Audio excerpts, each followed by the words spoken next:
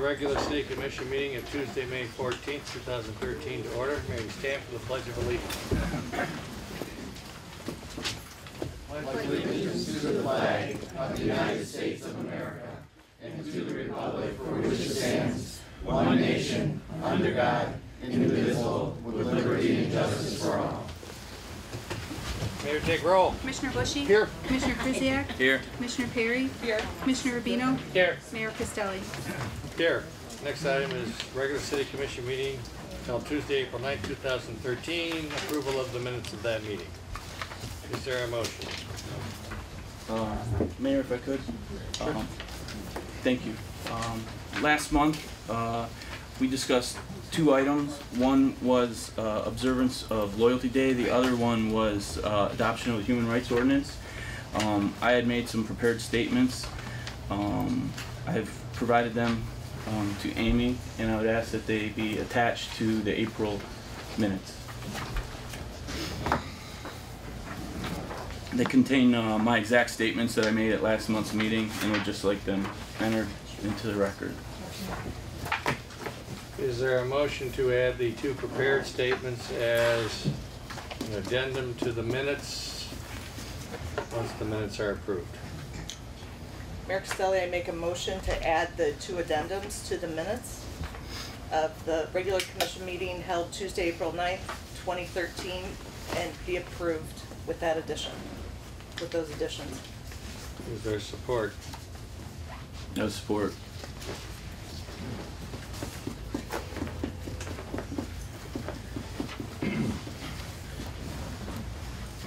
I assume that the motion and the support is based upon verification by Amy and listening to the tape that the prepared statement tracks what's on the tape. If there's a word or two wrong, I'm not talking about that, to make sure that this tracks.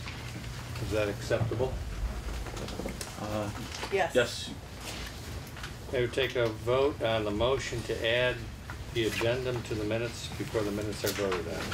Commissioner Perry?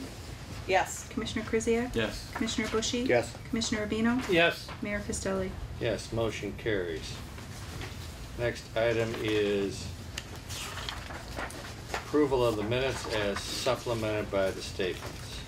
Is there a motion? Mr. Mayor, I move the minutes of the regular City Commission held Tuesday, April 9th, 2013 be approved as recommended. And I do have one question. Since we are adopting these statements in the minutes, are we going to adopt in the whole conversation from verbatim? I mean, because there was a lot of conversation about Loyalty Day. There wasn't a whole lot about the ordinance. Well, in that case, we would not adopt the minutes if that's what you wish to have happen, and we would send it back to Amy to produce the minutes with the addendum and the conversation next month. And so I have no objection to that. Not having been here, I don't know what was in the conversation. Thank you. I would appreciate that. Then you would like to withdraw your motion? I didn't make the motion. I thought you made the motion to, I'm sorry, didn't you make the motion to approve and then ask a question? I voted yes. No, it's a motion to approve the minutes. Oh, yes, I did. I'm sorry. So you want to withdraw that? I do want to withdraw that. Is there a motion to have the draft minutes review to add the conversation as to those two items to the minutes? So moved. I second.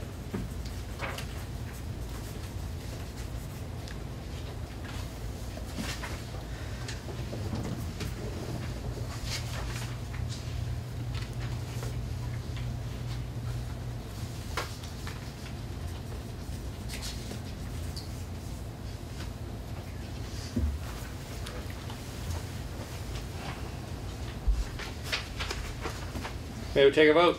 Commissioner Rubino? Yes. Commissioner Perry? Yes. Commissioner Krzyjak? Yes. Commissioner Bushy? Yes. Mayor Costelli? Yes, motion carries. Thank you. Next item is the April 2013 monthly disbursement report. Amy? Payroll and accounts payable for the month of April was provided to all of you prior to the meeting. Payroll for the month was $43,495.24, and accounts payable was $190,319.35. Questions on the disbursement report? Is there a motion? Mr. Mayor, I move that the April disbursement report be approved as listed. Support. May we take a vote? Commissioner Rubino? Yes. Commissioner Bushy? Yes. Commissioner Krzyjak? Yes. Commissioner Perry? Yes. Mayor Costelli? Yes, motion carries. Next item is consideration of the administration of the oath of office to Police Officer Randall J. Lucy.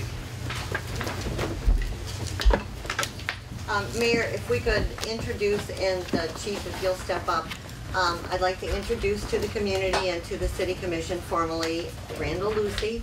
He is our newest addition to the police department. We are very proud to be able to add an officer, although he is part-time and has been training for the last several weeks. We look forward to a long career with Officer Lucy. And with that, I would ask the city clerk to administer the oath of office, and if the chief will stand by. Amy?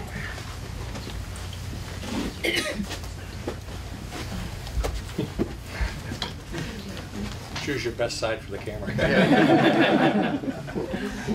I, Randall Lucy, I, Randall Lucy, do solemnly swear do solemnly swear that I will support the Constitution of the United States that I will support the Constitution of the United States and the Constitution of the State of Michigan, and the Constitution of the State of Michigan, and I will faithfully discharge the duties and I will faithfully discharge the duties of a police officer of a police officer for the city of Pleasant Ridge, for the city of Pleasant Ridge according to the best of my ability. according to the best of my abilities.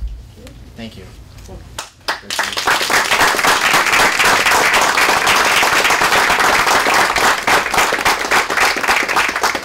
Welcome aboard again. Thank you. Next item is a departmental citation and recognition of Officer Robert Reed.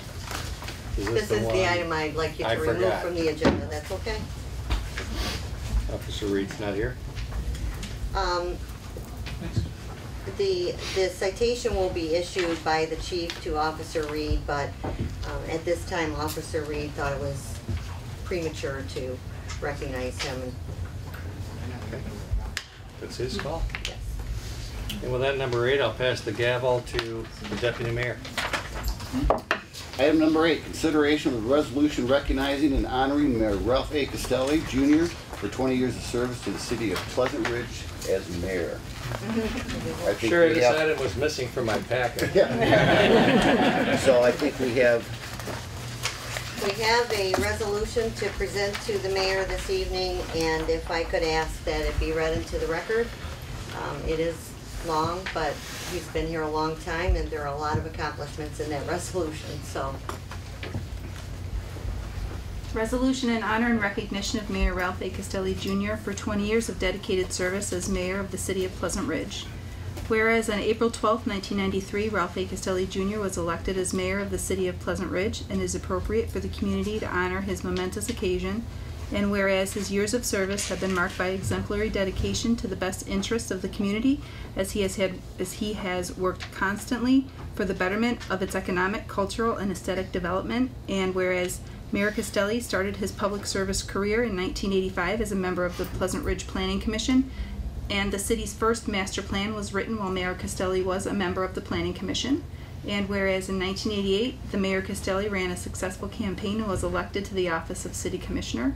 And whereas the mayor has had a long and distinguished public service record, many of his accomplishments will have long-lasting effects on the city, the region, and the state. And whereas it would be impossible to list all the mayor's accomplishments over the past 20-plus years, but it is important to memorialize some of the many outstanding accomplishments. At the end of tenacious litigation over MDOT I-696 project, Mayor Costelli led the city of Pleasant Ridge successfully through a critical crossroads in the city's history. His negotiations between the city and the state of Michigan resulted in a multi-million-dollar settlement for the city despite an acrimonious relationship between the two parties. The funds received from the settlement allowed the city to thrive, prosper, and rebuild itself. The privatization of the Department of Public Works and numerous cooperative ventures with neighboring communities, including the contract for fire protection, police dispatch, library services, curbside leaf collection, among others, resulted in more cost-effective and expansive services to the community. The state of Michigan is suggesting this type of model for cities in the current budget crisis, and Pleasant Ridge has had it for years, thanks largely to initiatives applied during Mayor Costelli's tenure. It was his expertise in legal counsel that led to strategic negotiations between three parties, Comerica, Talent Development, and the city, which resulted in the city selling a critical parcel of land for more than the appraised value while securing a long-standing relationship with one of the city's businesses. In addition, the development of condominiums on Woodward Avenue allowed the city to meet the objectives of the city's master plan by incorporating residential opportunities in the city's business district. In 1990, the City Commission adopted an ordinance that created the Pleasant Ridge Downtown Development Authority. Mayor Castelli, as a city commissioner in 1990, assisted in drafting appropriate language of the original ordinance and the Downtown Development Authority plan, an enormous accomplishment with long-lasting positive effects on the city. Whereas Mayor Castelli has been instrumental in other major decisions for the city, including major improvements to the Woodward Corridor, which became a model for the entire length of the corridor, replacement of the community pool complex, expansion of the DDA district, recognition of the properties in the city by the National Register of Historic Places, 20-year dedicated infrastructure millage, 3 amendments to the charter, cooperative purchasing, purchasing polity, and elected officials' terms of office. And whereas his performance of the duties and responsibilities of a member of the City Commission has been characterized by excellent and constructive contributions to municipal government in our city, and whereas he has earned the admiration and respect of those with whom he has come into contact, and the affection of his fellow public servants who are proud to call him friend. And now, therefore, be it resolved that the City Commission of the City of Pleasant Ridge, and on behalf of all our citizens, does hereby express our sincere appreciation and gratitude to Mayor Ralph A. Castelli Jr. for his distinguished service to the community and highly commends him for the manner in which he has carried out his duties and responsibilities. Be it further resolved that the City Commission extends him best wishes for continued success in his term as mayor of the beautiful community of Pleasant Ridge.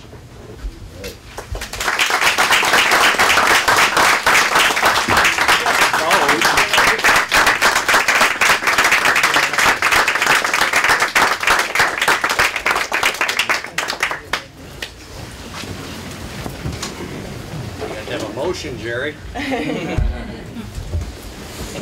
Let's have a motion. Yes, we need to adopt the We resolution. need to adopt the resolution. So moved. There we go, so moved. All right. Second it. Congressman Sander Levin's office, his assistant Jeremy Marley stopped by this afternoon and would like to have this also read into the record. I'll let Amy read it, it's much shorter.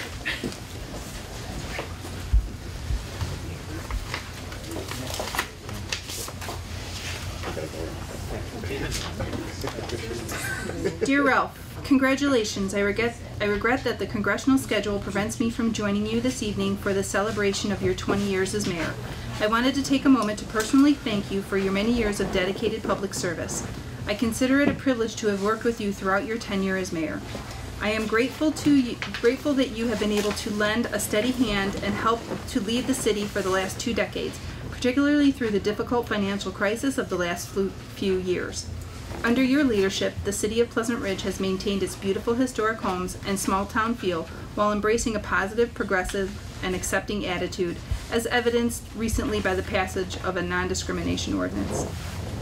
In addition to being mayor, you have also served as CEO and president of a law firm, a demanding job in its own right. The fact that you have been able to excel at both is a true testament to your dedication and leadership abilities. My office and I have enjoyed working with you.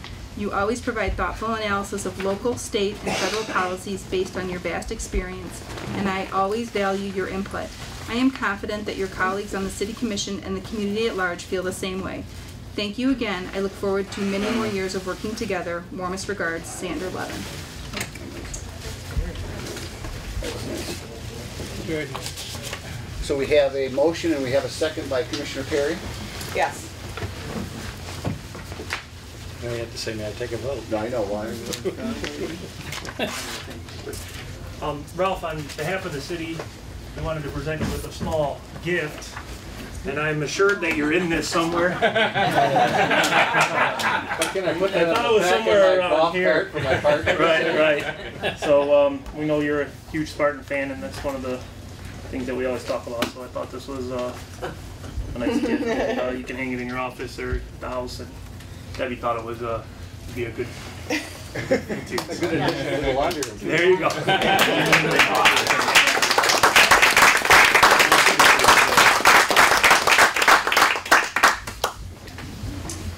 Okay, so may we take a vote? Commissioner Sorry. Rubino? Yes. Commissioner Perry? Yes. Commissioner Bushy? Yes. Commissioner Krzyjak? Yes. Motion carries. Thank you. I've always been in this office, a man of few words, and I'll continue to be. Thank you, thank you, thank you. And it's also nice to hear such nice words while you're still alive. You know, when we dedicated Hessel Park and Bill Hessel was still alive, it was very touching. We'll move on. Governmental reports. Ann Haig. Hello. I'm Ann Haig from the Huntington Library. I'm just going to give you a yearly update, I guess. I did put some information on your desk. There's a gallery postcard, summer reading information, some other little things you can look at. But in the gallery this month is Anita Simpson, and she has photographs of Detroit area artists. So that runs through May 25th. The library is conducting a survey. We want your opinion on programs, services, and you can access that on the library website, and that address is www.huntington-woods.lib.mi.us. And there's a link right on the webpage, so you just click on that and let us know what you think. And also for participating in the survey, there's a $50 Amazon gift card. It's one lucky winner, so you may win. The library's also having a penny drive, which is very successful so far. A lot of people collect pennies, and it goes to the end of the month. It's really amazing. And then also on the library webpage, there are Detroit Zoo discount vouchers. It's in collaboration with the library and the zoo. So there's admission discounts, package discounts, like on attractions and admission. And that's also on the webpage. And then this summer, there's a program called the Michigan Big Green Gym Program. And it's through Michigan State Parks and libraries. And you come in the library and get a voucher for a one-day admission to a state park. It used to be called Park and Read, but they changed it because they want people more active. Also, we offer e-book downloads, and you can download to your Kindle, your e-readers, your Nooks, and you just click on there, or also to your iPods too, if you want to listen to books. And that's on our webpage. And then this year we just added Freegal, which is free music. And you get to keep the music. You can download 3 songs a week. And the link's on the webpage too. Our adult summer reading program begins June 17th, and there's programs for children, teens, and adults, and that goes through August 2nd. And also, we're offering homebound delivery to Huntington Woods and Pleasant Ridge residents that can't make it to the library. Just call the library, and we will deliver books and media. And our summer hours begin June 10th. We'll be open Monday through Thursday, 10 to 9, Friday, 10 to 5, and closed on the weekends. And the Friends of the Library are holding their summer book sale Wednesday, August 14th, 10 till 8. And that's all I have. Any questions? Yes, Mayor, thank you. Thank you, Ms. Haig, for coming tonight. I love your library. My family uses it frequently. I did do the survey yesterday. I would encourage all our residents to participate in that. One thing I wanted to ask, I know last year we had a very successful Huntington Woods Library event in Pleasant Ridge. We had a lot of fun at the drumming event, and then the boogie woogie piano, it was a lot of fun. I was wondering, are there any plans in the near future to do another? I will ask, because that was put on through the Friends, but I will mention that it was appreciated. Okay. Yeah, thank you. It's good to know. Other questions? No, I also did the survey. I'm sorry. Oh, good. And it was very helpful to make me think about all the different areas and things like that. Also, that maybe I'm not utilizing already. So, thank you. You're welcome. I'm glad you filled them out. Thanks. Thank you. Any other governmental reports? Chief? Oh, no. I missed the commissioner. Thank you, Mr. Mayor. First of all, Gary McGilvray, County Commissioner for Pleasant Ridge. First of all, I want to start off by congratulating you on 20 years as mayor. Thank you. I know from experience, I was a mayor for a short time and on city council for many years, and sometimes it's a thankless job. We certainly don't do it for the money. And you know, when your wife sends you to the grocery store and you come back 3 hours later because you've ran into a bunch of constituents that have questions about this and questions about that, that's all part of the job, unfortunately, and you have to love it in order to keep doing it. So congratulations again. I wanted to mention a new program that the county just came up with. It's a free discount prescription card. It costs absolutely nothing. I brought some down to the office, and you're able to get them here at City Hall and at the community center. It's a great program for folks that don't have insurance. You can get up to 75% off on discounts.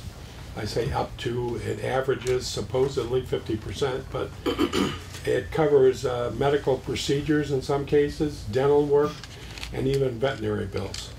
So you get a discount on all those, and it costs absolutely nothing. All you have to do is follow the instructions on the card, and you're all set. Present your card.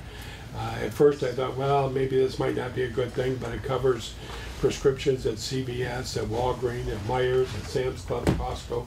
So there's a lot of different local vendors that we can use. So just wanted to mention that, and that's about it. On the veterinary side, are there particular subscribing vets that you need to go to, or what does that cover? Because that's where most of us don't have insurance. Yeah, I went online and it just said it covers up to 25% of veterinary bills. And it didn't say how you qualify if you have to go to a certain veterinary hospital in order to accomplish that.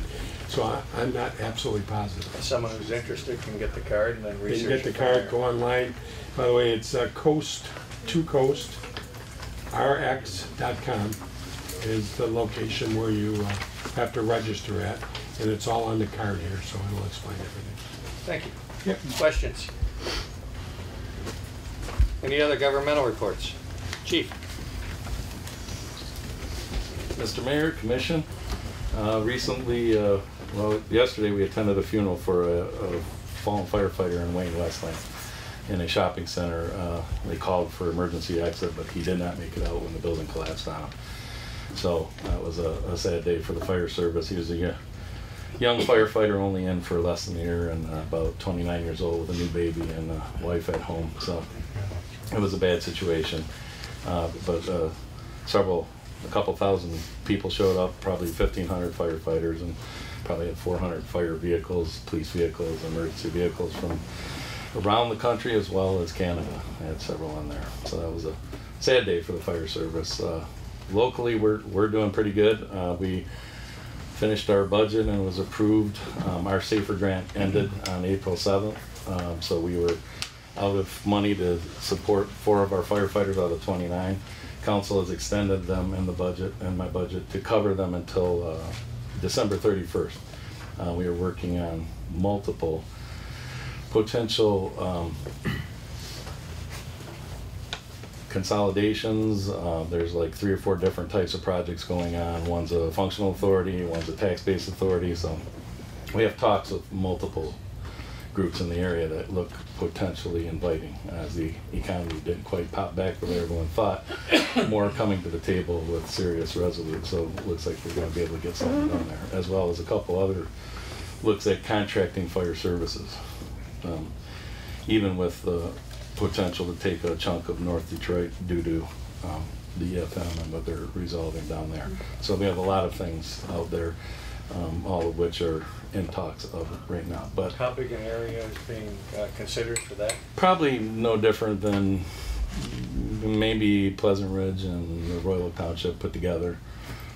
It's like just a strip. Yeah, like a strip. You know how they got the small the Sherwood Forest and all them right across. Yeah, one of those communities, or 2 of them communities, but staying contingent to us along 8 Mile Road. So I don't know that it'll go forward because they were looking for bigger departments to do it. But I don't think they're getting a lot of bites at the table right now. So we'll see. I mean, we'll only take off what we can chew. But at that case, depending on what the contract is, we would definitely hire. either way, any of the things we're working on is going to augment our size and our daily minimum manning and the amount of units we can put on the road. So all of them, should they fruitate, are going to be good things for us. Any questions? Yes, thank you, Mayor. If there was, how many of these plans would involve citizen approval through a ballot question or? 3 or 4 of them. And I'm sure if we get to that point along the line, obviously our city manager would contact Sherry and inform her what's going on, so you'd be on the inner circle of that. They're all preliminary discussions at this time. Any of these continuations of discussions with Hazel Park, or? There's some Hazel Park discussion going on a couple different levels. Yeah, we're working, we're pounding the streets for any solution viable. And multiple ideas are coming up, and people are getting a little bit more creative now. So it looks like we'll pull something off. Other questions? No? Thank you. You're welcome. Thank you. Thank you, Chief. And congratulations. Thank you. Do I do mine now? Or you got school, then you can go. School venue. Lauren, listen. Hello, Ever since he got off the camera. I know. I'm Nan Kermuller, and I'm here. I'm on the Ferndale School Board. This is my first report, so hi. So I kind of prepared something, so to tell you that we love it when people invite us to volunteer and be a part of their special events. So thank you very much for inviting us to be a part of the auction. I know that there are some school board members that will be volunteering that night to do that. Please keep us in the loop for things like that. The next thing that we'll be volunteering on is that the school board members will be greeters at the Pride event in Ferndale on June 1st. So we will be there to greet and lead people to the places that they want to go and simultaneously tell them about our schools. We had our first town hall meeting for strategic planning last week. I saw a lot of Pleasant Ridge people there, so thank you. Please keep on coming. We have 3 more coming. The next one is Tuesday, May 28th, 6:30 to 9 p.m. at Coolidge. Ann was there. I think she can attest to this. It was a really vibrant conversation, really hard. Issues were brought up. Everyone was very constructive, very kind, and everyone's on the same page that we want to do whatever we can to make sure that Ferndale is the best choice for any child to attend. So that's going. It's very exciting. This Saturday. These are what you're calling your champions meetings? These are the champion meetings. Okay. So champion meetings are at this stage of strategic planning. They're the town hall style meetings. So what happens is we have the people that we hire to lead the meetings, that they're there. And for this one, I don't know if it'll be like for everyone, but we showed up and we were handed a card. So everybody was kind of divided up into different tables, so you end up sitting with people that you normally wouldn't sit with, and then given subjects to discuss and have to write notes and come up with things and stand up and talk about them. And it was nice. I met a lot of people, heard a lot of different opinions. I'd love it if all you guys showed up. What time is it? 6:30 to 9 o'clock on Tuesday, May 28th. And we have 2 more, but I'm planning on coming to these meetings, so I'll tell you when they're coming as they're coming. So. Well, and the next one's, the one after that is before this next meeting too, which is June 6th at 6:30. And that will be at Ferndale High School. It's... Let me double check on that. I thought they were all going to be at Coolidge. Okay. Because we were having... Oh, that could be, it could be different than this, because this one has the second one at University, but nope, that's great. We'll make sure that, I'll get Scott the information so he can Okay, so that we can get that post out it up there, out on your website? But if you hear the buzzword champions meeting, that's what it is. Champions meeting is our strategic plan meeting. It's a town hall style meeting. Everyone is invited. The more the merrier. We want... If you're really angry, we want you there. If you're really happy, we want you there. We want everyone there. So the only way that we can make the improvements that we need to keep our school district moving forward is if we do this together and we're really honest. So this Saturday, you guys are having the auction. After the auction, you can go on down because the alumni band is performing at Ferndale High School, as well as our band is performing our first commission piece ever.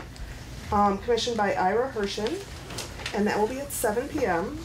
And during the day at Roosevelt, Kennedy Elementary is having a rummage sale to support their Relay for Life team.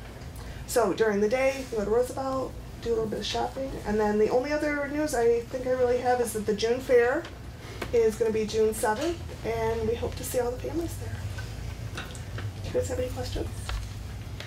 I have a quick question. At the Champions meeting, we were talking about some of the different relationships with different schools, and one of the things he had brought up is the gentleman, Charlie, I forget his last name. Charlie Fleeum. He had mentioned something about historically that Pleasant Ridge families didn't necessarily attend Ferndale schools, which I thought was a little bit off character, especially looking at historically, because I know a lot changed with school of choice, right, and a lot changed with the restructuring of the schools and things too. So before that, I know it was and I think you addressed that in the meeting that we went to, that like your family had been there. I know that I know the slide that you're talking about, and at the beginning of because this was our first town hall meeting, we went through all the slides that would be discussed in the next 4, and you had sent me a note about that, so I have written it down that should be something that we should talk about more fully. A lot of the stuff that was said that night was all like rumor-based stuff, so that way we could start our conversations, but you're absolutely right. And one of our aims of having these strategic plans is to recapture our Pleasant Ridge families and bring them back into our family and all the future people that are having really little people, make sure that they want to come to Ferndale. Because I know, and I don't think I said it right, that it's like there is a desire for, Pleasant Ridge families have the desire to want to go to Ferndale schools and attend our district thing. And so we want to do whatever we can do as a commission to help make that happen and help improve I think questions and issues. I think part of what Commissioner Perry is referring to when she refers to the comments I made at the meeting 2 or 3 days before this one is that you have a number of Pleasant Ridge families that are public school raised, public school supporters who have chosen to send their kids other places. Now, many of those kids are grown and gone and having kids of their own, but I think it would be helpful to convene a meeting of those parents to listen to them as to why they made those decisions, both the ones that made that decision 15 years ago and the ones that are making those decisions today. I know that we had a couple of our, one of your focus groups was on that topic, families that had left. Quite frankly, I had offered to try to get people together from Pleasant Ridge who were parents of children who went elsewhere. And you were not taken up on that? I was not taken up on that. So I found out about that meeting a week ago, and that meeting took place in February. Okay. So if there's a desire to convene a meeting again, perhaps at our community center for this community, at the Gulick Center for Ferndale, at someplace in Royal Lake Township, and someplace for by community to find out in each case, why people left. I think that's a great idea, and even if I know that we're on a schedule with the strategic planning right now, but I don't see any reason why this couldn't happen after or during, as an aside, with our current school board. I know everyone on the school board right now is really dedicated to making sure that we're listening to everyone and finding out what it is that is turning away our families that decide to school of choice into other districts. It's a big concern for us. And as I said to Charlie, and I think there are a number of families in Pleasant Ridge that fit the same mold, but for us, our personal decision, my mother was a public school teacher. My uncle was a principal in the Detroit school system. Many of my aunts and uncles were public school teachers. My one uncle was the longtime band director of Oak Park. So it was a traumatic decision for us. My wife went to public school. I went to Kimball and Royal Oak. It was a traumatic decision for us to not do that come 7th grade. I'm absolutely hearing that, and you're not alone, as other people have told me that too. It's a very painful and personal decision for everybody when they're thinking about their child and where they're going to go to school. So I appreciate that, and I will take this back to the board, and hopefully we can have a really honest conversation with the citizens of Pleasant Ridge. Thank you. Mayor? Yes. Mayor, if I could, thank you. I'd like to echo the mayor's sentiments, and he had referred to the February meeting. My children are in district but do not go to Ferndale schools. We received an invitation, and my wife attended the February event, and she came home and she was really impressed with the construction of the meeting, and she was really had nothing but good words about the focus of the meeting and the openness of the meeting, and I was encouraged by that. She had referenced some residents who had attended and said that in the past they hadn't felt like their concerns were really being addressed, and she said across the room at that February meeting that the attitude had shifted, that they felt like people were listening now, and that the school board was really dedicated to harnessing those opinions from the broader community. So I would echo the mayor and say I think more opportunities for all parents district-wide to participate in those type discussions are nothing but positive. So I just wanted to relay my family's experience and say it was incredibly positive, and would like to see more opportunities for district families. I'm really happy to hear you say that, and I agree, and I will do my best to make that happen. Thank you. So thanks. What a great first introduction to our commission. And you're always on the agenda early. Okay. Any other governmental reports? No. Ted? You're up, buddy. We're going to recycle this report. We got special effects too. Mayor, Commission, staff, Ted Zachary, I'm here to give my report about recycling. And this time I don't have any visual aids to bring up. So I'll just give my report. Okay, recycling tonnage for January, 22 tons, February, 19, March, 24 tons.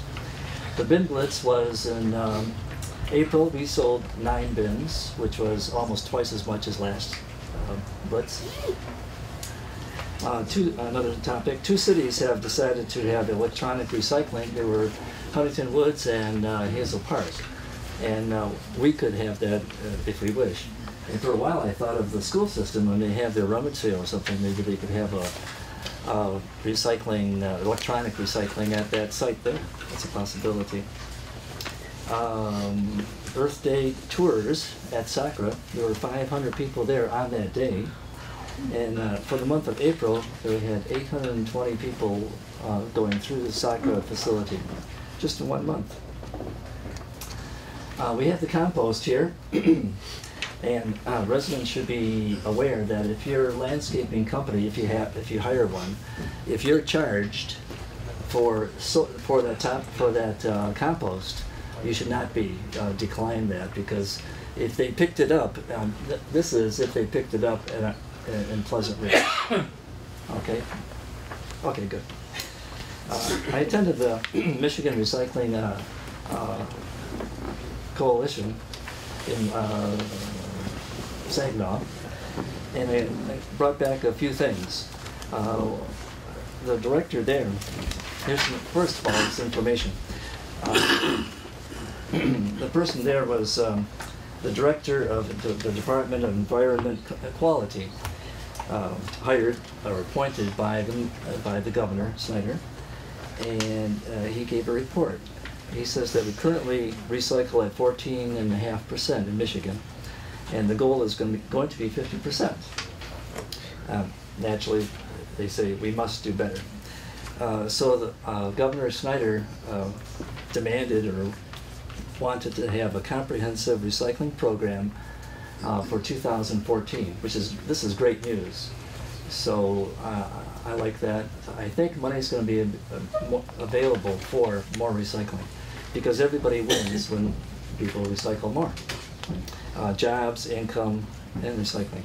And lo and behold, I was a former video person, camera operator. I videotaped Mr. Wyatt's presentation, and I also videotaped another presentation too. So the first presentation by Mr. Wyatt is 45 minutes long, the second one is about an hour. And I'd like to make this available. Hopefully CMN can have this like looped on the City Commission if there's room. If possible, that's great. If that's not possible, then you could play it right over here. I could play this right over here at certain times. And even if that's not available, maybe we could have it at the countertop, perhaps, to pick up. Okay. Well, let's see. The plant exchange is. Oh, I forgot one thing. During the conference, they have little booths over here, you know, things that you pick up free. And I picked up something over here. It's one of those golf things that you do for your divots, since I understand you. Thank you. Aw. I don't hit the ball high enough to make a divot, but thank you. You're welcome. Well, I'll give this to Mike. This is for broadcast. Hopefully it works. And I'm almost to the conclusion. Oh, the rummage sale was. I hope that was a success. I had a lot of fun. And I had so much fun. If you go to garage sales, the best way to go is to buy a bicycle. You don't have to start your car so many, thousands of times almost. And you can run around really fast. It's really good. So I recommend that. And my next Ridge Recycles just before the big recycling day. I'm going to remind people that. Any questions? Ted, you mentioned electronic recycling, and assuming there isn't a day scheduled in the city, you can still take your items to Sacra? Oh, yeah. And drop them off on Monday through Saturday? Yeah, Monday through Saturday. Thanks for reminding me.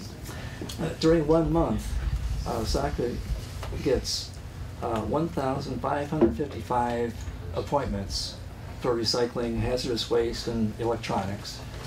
And that's tremendous. It's popular. But you need an appointment for electronics as well as the... Yes, you should.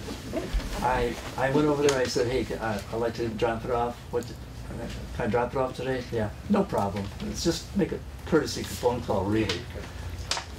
Okay. I think that's about it. Any other questions that you have? So with hazardous waste things out at Sacra, is it still, do we need to be making an appointment ahead of time? Oh, yeah. Okay. And that one, it's usually not same day, or are they more Same day. Same I think okay. I had no problem. I called. Because I know before, but this has been a couple years, that they're like a week out or something. No, it's very quick. Wonderful. I had no problem at all. Other questions? Thank you, Ted. Thanks, Ted. You did well without an assistant. No assistant, no brave new visual world. aid. Nice props. Thank you very much. Thank you, Ted.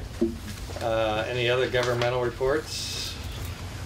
Liaison reports. Commissioner Krzyjak, Rec Commission. Thank you, Mayor. I'd just like to remind everyone that the pool will be opening Friday, May 24th at 4 p.m. All right. I think that's the earliest possible date for the pool to ever open. Is that the earliest? Yeah, I think so. All right. Plus, we have an early Memorial Day, so it's... All right. So the pool's opening Friday the 24th, and the Memorial Day ceremony, I'd like to remind everyone, will be held Monday, May 27th at 8:30 a.m. And remind parents out there who are excited about sending the kids off for summer camp activities, the forms are now available online. And I'd like to remind everyone that the Playmakers Subcommittee will be holding play events throughout the summer, the third Tuesday of every month, kicking off next week from next week, Tuesday, the 21st, will be the first Playmakers event of the summer. It'll be a Playmakers bike parade, and it'll be from 5 to 7 p.m. at the community center. We'll have materials available for the kids to come by and decorate their bikes. We will also have a representative from Back Alley Bikes and their bike shop, The Hub, from Detroit. This is a great organization. They work, they're a non-profit organization, and they work with kids in the city of Detroit to refurbish bicycles, and with the goal towards owning those bikes. So the kids work on the bikes, and then they get ownership of the bikes. It's a great program, and I advise anyone who's interested in that to check out their website, Back Alley Bikes. They'll be joining us for the bike parade to help our children with an understanding of critical bike safety. I appreciate Mr. Zachary brought the bike helmet. There'll be discussions about fitting the bike helmet, and also some just simple bike maintenance for the kids. And then around 6:30, weather permitting, we'll have a little bike parade around the community center. So that's next week, Tuesday, from 5 to 7 at the community center. And that's all I have, Mayor. Thank you. Thank you. That sounds like a lot of fun. It does. So it's at the community center? Okay. Yeah, it'll be held at the community center. Scott, we talked about maybe closing off that side parking lot area to keep them away from the traffic. Maybe, you know, put the fence up or whatever. But yeah, we'll be able to decorate their bikes there. And then depending on how many kids show up and how big of a parade we have, we'll see how much more space we need. But right now we're just planning on keeping it contained in the corral, I guess it is. In case of rain, what are you gonna do? Punt. Yeah, it'll be a punt event, Okay. and maybe we could schedule it later in the year, but there's no plans for a rain date. Okay. Planning Commission DDA. I don't have Commissioner any bike marathons, but we did have a planning commission on April 22nd of 2003 or 2013. The representatives from WA3 presented a report on the new Complete Streets program that has been in the works for over a year now. This program looks for ideas and new thoughts on street design that takes all modes of transportation into consideration, including pedestrian, bike, non-motorized, and cars. The DDA has a few projects upcoming, including the reconstruction of the alley to southwest of Woodward Avenue, or Woodward Heights. The parking committee has also met several times to formulate a parking plan and models on Woodward Avenue, and they're going through a process of trying to figure out better, parking lines and parking design. So when more comes up, I'll pass that on. So Thank you. Commissioner Perry, for your various roles. Well, thank you to Nan Mueller for giving the schools update. And then the WA3 is up to a bunch of stuff. What Commissioner Bushy just mentioned, the Complete Streets is finally right on the verge of being here in town. It's going to be, I believe it's going to be held at Scott, did you speak with Hannah at all? She didn't contact me today, but I know. Okay, great. I sent out the email to you. And Perfect. Well, I think we're going to be at the Fields Art Studio building, so the great thing is it'll be very convenient for Pleasant Ridge residents, but also it's going to be then very relevant also for Pleasant Ridge residents, because we'll be, on June 10th, probably, and I'll confirm the times with you guys shortly, around 5:30 or 6 p.m., they want input from the community. They want us to discuss what is, where are the hazardous and treacherous crossings, for bikes, for pedestrians, and other situations, and and what ideas do people have? So people can bring those ideas forward, and that'll be June 10th in the evening. June 11th in the morning will be a walking tour where they'll actually walk 696 in Woodward and all of these interesting areas and see how they work or don't work. And then on the 12th, around 5 p.m., there'll be a presentation of possibilities and actionable designs that the cities can adopt and, or adapt for their own city's plans. So that's a very exciting thing. So June 10th, 11th, and 12th. And then also, the WA3 is working on the Highland Park Ford Model T plant, and they really want to help save all different parts of that. And the first thing they're going to do is a festival called the Assembly Line Concert, which will be September 20th through October 7th. And it's to celebrate the 100th anniversary of the Auto Assembly Line. But it'll be an ongoing concert that'll be going 24 hours a day for that long. It's going to break a world's record. And it's to help preserve the historic Ford Highland Park plant. And if you'd like to volunteer or make a donation, go to woodwardavenue.org is the WA3 site. Then also the WA3 is doing the sunflower gardens on Woodward. And so you can donate to that. It's a beautification project for Woodward between 6 and 8 Mile. And they'll plant more than 1,000 sunflowers. And the donations go to Woodward Avenue, and they help, improve that area with other projects as well. There's going to be a donor reception at the Frank Lloyd Wright House in Palmer Woods on June 12th. But it really is, I went to it last year, and it's really a lovely event. The house is incredible, but all the efforts we can make to help improve this really important corridor are just really valuable. And then, yes, the parking committee's been meeting, and it's a great committee. Lots of discussions of some solutions, some small. Bigger solutions are hard because we just don't have more land. But that is all. So hopefully I'll see you all June 10th, 11th, and 12th at Fields. Thank you. I have one question, Commissioner Yes. Perry. On WA3, and they had that great presentation, and they talked about resident input. Do they contact the city and talk to the police department about those areas also? I mean, because that's important input also regarding making a decision and recommendations. So do they do that? I didn't hear that in the presentation. I was They curious. do. Okay. And they actually did a ride-along with the police cars and with the fire trucks in Ferndale when they were just down there. They went from 6 Mile up to 9.5 Mile, looking at all of their different traffic situations, because that is one of the most important things. Because as they've talked about, some of the solutions there were taking away some of the Michigan lefts, and so the fire and police departments have a lot to say about that. So they're going to do that also in our community when they come Yep, to us? and they'll set up a meeting actually for different commissions as well, because they realize the commissions are the people who are really a lot of times paying attention to all these different issues. So I'll make sure to try and get times as soon as possible and let everybody know. Thanks. Thanks. Before Commissioner Rubino, Sherry, as it relates to a couple of the reports we just had, can you report on where we stand vis-a-vis Oakland Park, Sylvan, Woodward, the striping and that type of zebra striping or whatever you call that? Some of you may have read in the paper recently that MDOT had a project coming through Woodward from 8 Mile to 14 Mile, and there was actually a public informational meeting held that I attended, and then there was a follow-up meeting for the administrators in each community.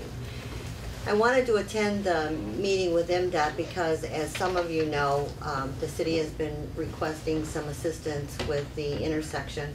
And the DDA recently made a concerted effort to make some improvements, and we were able to at least get moved up on the schedule for MDOT for the countdown crossing light. One of the other recommendations by the DDA was to have some zebra stripes on Woodward. And we knew that that may happen in the future, but we could not pin MDOT down as to when that would happen. They were waiting for us to invest additional funds. So at the meeting, I did ask the project manager if they would consider some zebra stripes, since they would already be out there working and making repairs. And much to my delight, I learned that those are in fact included in the project. But when I asked to see the troubling part was, then I asked to see a picture in the project manual as to what it would look like so I could see where they were located. I was told that that was an amendment to the contract and they didn't have the picture. So although I was delighted, I was still cautiously optimistic until I actually saw what the project would look like. It took about a week, and I was able to have the picture emailed to me of where the zebra stripes will be. It looks like they are at all areas of that intersection. And then after talking to our planning consultant, I requested that the white paint be made a little bit wider. But that will happen, it will happen very soon, so that is great news for the city. That's good. Thank you. Could I ask Sherry a question? Absolutely. So will it go all the way across on both sides? That's what it looks like in the picture. Well, they only show one side of the street, and you can see just a little bit in the photograph how they continue across. But I know that you had expressed concerns about pedestrian crossing in the middle as well, and it looks like in the middle there's also but only on one side in the middle. Okay. So yes, I'm in the process of getting a final draft of what that will look like. So now I know at one point you guys had talked about it sort of zinging, doing a different zigzag, but that's not going to happen. Okay. They're straight across vertical stripes. Or actually where the I'm not sure she was saying the angle of the stripes so much as the path. Oh, yeah, I know what you mean. Yeah. And so it looks like they've got the stripes going here and here and here and here. So that's east and west, east to west on it looks both like sides got of both Oakland Park stripes, Silva. so that any pedestrian crossing at any corner is going to be on a zebra stripe. Okay. Thank you. Commissioner Rubino, thank you for being so patient. It's your turn. Thank you. Historical Commission met on June 1st. A couple things that are may be happening, may not be happening. The home tour that's scheduled for June 8th is, there's only 2 homes that have been acquired, and so there's a meeting tomorrow night to see if any more homes have been acquired. If there hasn't been, then I believe it's going to be canceled. Sorry to tell you that, but everybody has worked very diligently to try to get more people and more homes and more gardens, and it hasn't worked out this year. So we apologize for that. But we won't give up the fight. There's always next year. One of the other things that the Historical Commission has done is purchase these plaques for the homes in Pleasant Ridge that are going to meet the criteria of 100 years. Some of us, our homes were built later. Can you angle it towards the camera? Sure. Now, these will be available for other homes that have met the criteria, and I believe there's like 17 or close to 20 by the end of the year. It's close to 20, yeah, I think it's 17. Yeah, 17 right now, but it'll be close to 20 homes that are going to be qualified for this. Our home, I think it was 41, so it'll be 2041. I don't know if I'm going to make it, but we'll give it a try. You might, but you won't remember where you live. Yeah, I probably won't care. So these will be available, and they're going to be presented by the Historical Commission to the different residents that meet the criteria for the 100 years. And we're very excited about it. It's from Puabi Tile. I think there's 2 colors. Is this color, or just the one color? Just the green, which is basically a symbol of Puabi Tile. One of the other things that the Historical Commission that we're going to have, again, the antique sale that we had last year. We're going to hold it again this year. And any residents that are interested in being part of it, we've already received calls from 6 residents who want to be part of the antique sale, which we think that's fantastic. I think this year it should be twice as big as it was last year because there's a lot of people that have already called and asked to be in it. Of the dealers that were there, were very happy and talked to their friends. And we moved it to the 4th, 5th, and 6th of October. And the reason is because as antique sales go, October is the month where there's very, very few in the state. So a lot of dealers will be available. Maybe, hopefully we'll get too many, but hopefully that happens. But if you can put in your calendar October 4th, 5th, and 6th for the sale, and if any resident is interested in being a part of the sale, please call City Hall. Let Sherry's office know that you want to be part of it, and we'll take your name and give it to the Historical Commission. We have a committee set up for the sale, and I think it's going to be a lot of fun. Last year was really a good time. I think we had 390 people show up. It'd be nice to even see if we get more than that. And the dealers are very happy, and in fact, some of the dealers told me that they've never been to a place they were treated so good. So, well, we bought them pizza, and they got a lot. So that's all I have, Mr. Mayor. And thank you. Again, if anybody's interested in giving their homes for the sale, you got till tomorrow. For the tour? For the tour, because we need more homes. 2 won't do it. So, thank you. You can pass this pad around. Yeah. Yeah. Next item is public discussion, items not on the agenda. Neal. John Neal, 23 Oakland Park Boulevard. I just got 3 real quick items. I'll just run through them. I think probably the same person can answer or address them. A lot of these really nice park benches we have around town are sinking into the earth. A lot of them are bolted down to cement pads, but some have little individual strips. And where they've been put on grass, they're sinking in. And the one over here in Memorial Park is so low that at my advanced age, I need help to get out of it. But the real problem or issue that I see is that no matter how good the finish on these is, eventually it's just gonna rot the bottoms off, I believe. So, good project for Brylar this summer, my suggestion. All the parks that, at least that I walk through, have trash containers except for Memorial Park. And I don't know why that is, but I thought I'd bring it up in the hopes we could get one in Memorial Park. And the last one is the sidewalk, I don't know, I call it joint leveling that we did last year on 2 streets. Is that going to be part of any program for this year? That's it. Well, I'll tackle the last one. Okay. And I'll punt the other ones. And I forgot my congratulations to you on 20 years. I meant to start with that. And I remember all those meetings. So. You probably remember the other 8 before that, too. A few of those, yeah. Sorry about that.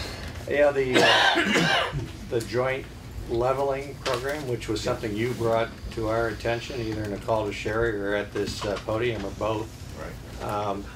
Has worked well.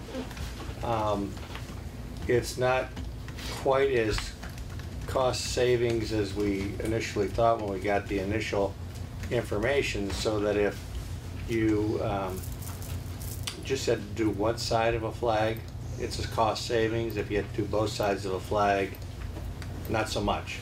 Okay. So at the discussions of a sidewalk program going forward, which are part of the later budget presentation, the administration's proposal was to continue to use that technology where it made sense and where it would save money.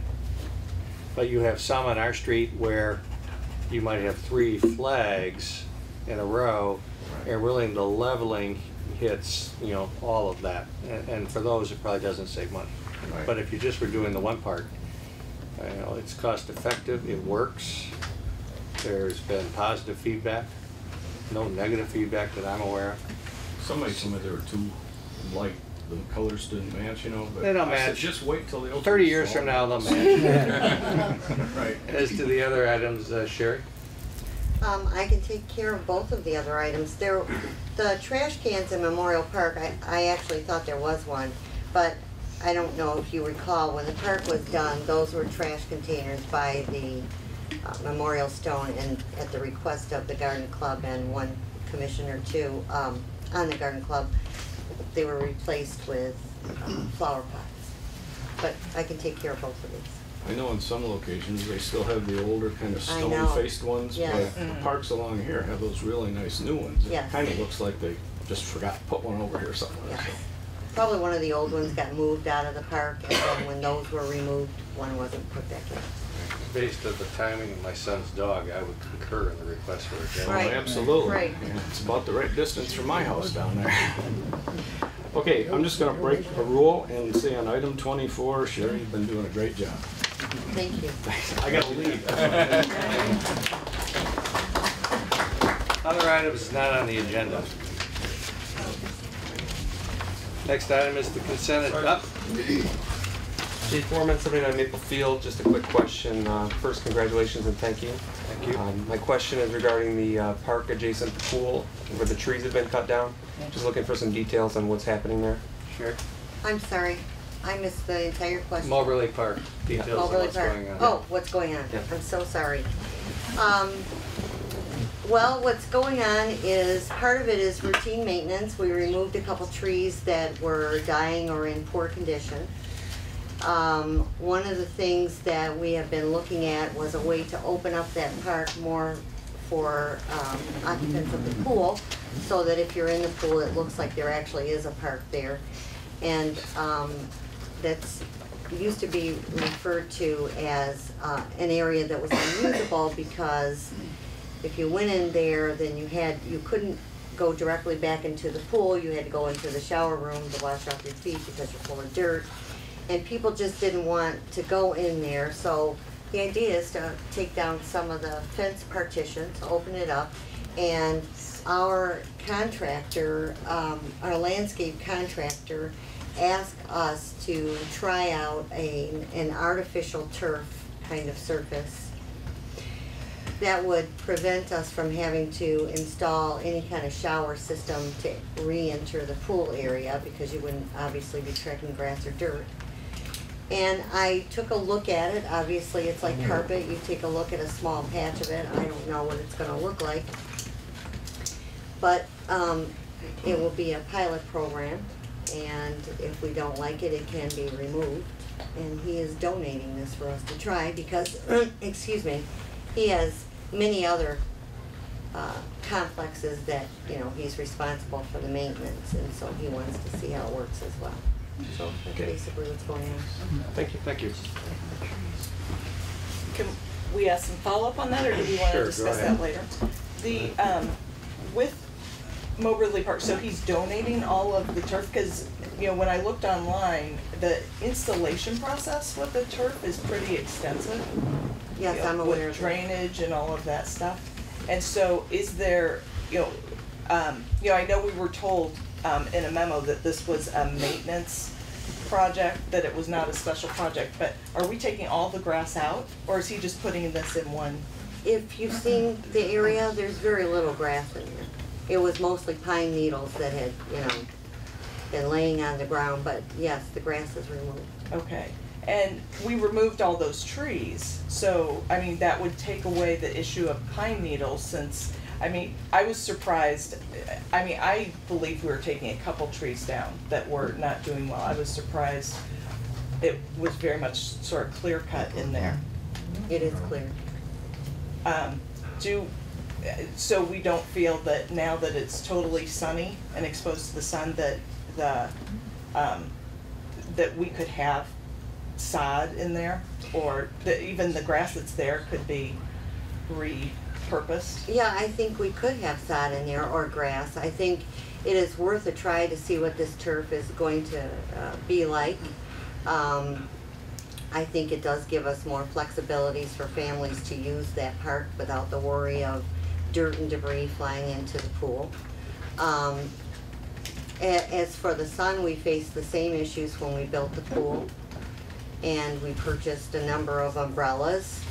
By 2:30 in the afternoon, the shade is already creeping into Moberly Park from the trees around it, so I don't anticipate a problem. Are we replacing the trees? Not in the park.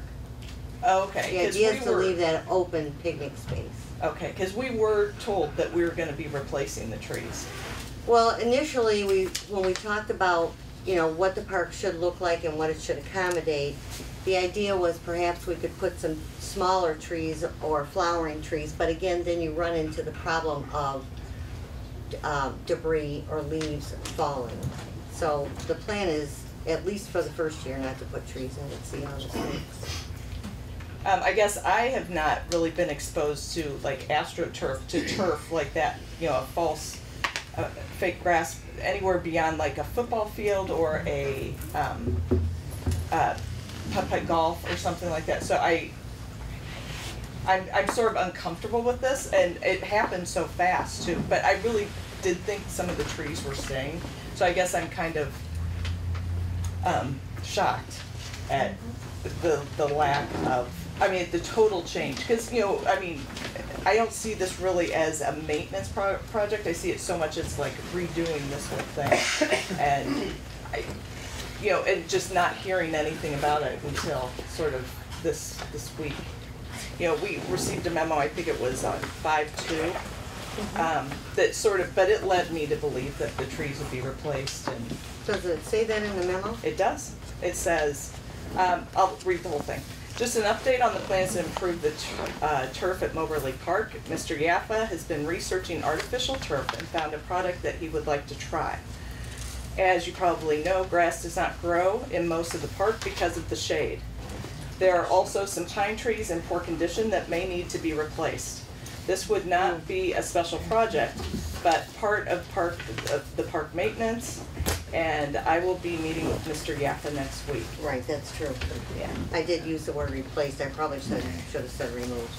So I guess I'm surprised because it's such a change to that area, and I mean, there were sort of trees that weren't that, I mean, I'm sure some of them may have been in distress, but.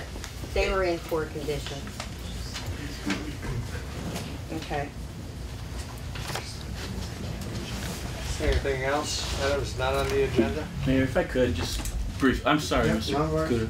Cooter. Just to follow Commissioner Perry's concerns, I did appreciate the mention in the memo of 5.2, but as Commissioner Perry stated, I guess I was really unaware of the scope and kind of what was communicated.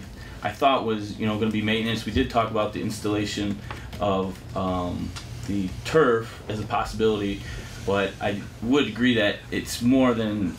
It seems to me that it's more than just a maintenance kind of project that we've embarked on, and it's more of a reconstruction of that whole part of the pool. I think the timeline. I just would have been more comfortable if it had been something that was discussed, maybe even at the Recreation Commission level beforehand, and we could get the input from that group. I generally do not consult with the city commission when I'm removing trees. And removing the fence, I did discuss in the memo and at the workshop last week about the idea of the turf. I don't know what it's gonna look like either. Mm-hmm. We're not bound to keep this for any reason. It's worth a try. The whole reason this came about is because I was looking for a solution for the area at the corner of our streets that have that small and not so small grassy area that many people just don't maintain, and it's city property. And that's when the discussion about this kind of turf came up, and then the opportunity came up for a larger area. But I don't know how you want me to respond. Well, Sherry, is this area used primarily in connection with the pool, and not so much or rarely during non-pool time? To my knowledge, this park is used primarily by participants at the pool, visitors at the pool. And one might view this type of turf as consistent with a pool use? I would think so. I mean, I don't think the conversation would have been held if we were talking about Memorial Park or Gainsborough Park. This is a park that kind of turf would resolve the issue of how can we open this space up for families and picnics, and you still feel like like you are in the pool, and yet you don't have to worry about tracking dirt, leaves, or debris into the water. And I believe you also had said that you felt that would improve the sight lines of parents watching their children who have gone over into the park and the kids are still in the pool. Mr. Petersak could attest to the fact that parents have told him that they will not go into Moberly Park because, even though they'd like to, because they cannot see the pool, the kids, when they're inside that area. It has a name that I remember years ago. It was called something that. The area? Yeah, a number of people called it the corral because it looked like a horse corral. It was all fenced in. And, right. I mean, the only time that it's really ever used is when people are having a party and they have a large group of people that go out there. Swim meets. Swim meets wreak havoc on the grass in that area. I mean, it's just a muddy mess, and it's a disaster after the swim meet when you put the visiting team goes there and there's 200 kids in that area, eating, drinking, just being wet, filled with chlorine. So this type of surface will be able to definitely handle all those. Now I have a quick question, if I may, Mr. Mayor. Back in the day when we were redoing that pool area, we've had the pool committee together. Wasn't there an actual plan to actually do that at the time, but we did not have the money?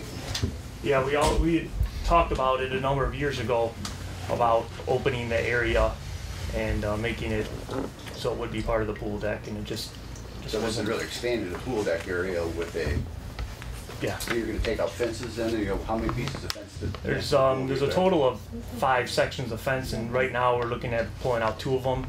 2 of the other sections, there's some landscaping on the inside of the pool, and the other section is directly behind where one of the lifeguard chairs goes. So we don't know if we're going to open that section up right now. We want to take a look at that and see what traffic will be like by that lifeguard stand, because it can be a little dicey when a lot of people are going back and forth at that location. So. Okay. Thank you. So one more quick question, I'm sorry. Is there a budget on this project? I mean, did they do the whole thing for free? I'll answer that.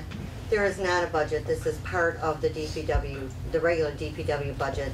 Well, which part of the question are you asking, Ann? Because certainly removal of the trees is different than doing the AstroTurf. Removal of the trees, you know, would be our expense. What about the AstroTurf part? It's 100% covered by Brylar. There is no city cost with that, So our cost was take down the bad trees. which we would have done regardless of the turf. And any funds to reconstruct the fence or rearrange the fence pattern, that's going to be included in Mr. Yaffa's offer? It is, Okay. for the city allowing him to install this. Taking down the fence too? Taking down the fence too. Sounds like a win situation. Sherry, I think you're creative. I think that developing a larger use and scope of the park without causing problems with the grass in the area, with people getting their feet bad and having to go back into the shower. I think trying to get Brylar to do a demonstration and creating more room for residents, I think that was creative, and I think that's part of the job of the administration. And I think you should be commended for it rather than questioned. Thank you. Well, I think that it is our job to ask questions. I also think there are other solutions too that can be considered, you know, because, you know, there are footpaths and things like that that are very commonplace at a pool. And, you know, natural grass and things like that are something that are sort of more a part of Pleasant Ridge, but taking down trees is something that's kind of surprising. Well, let's talk about taking down dead trees or trees in poor condition.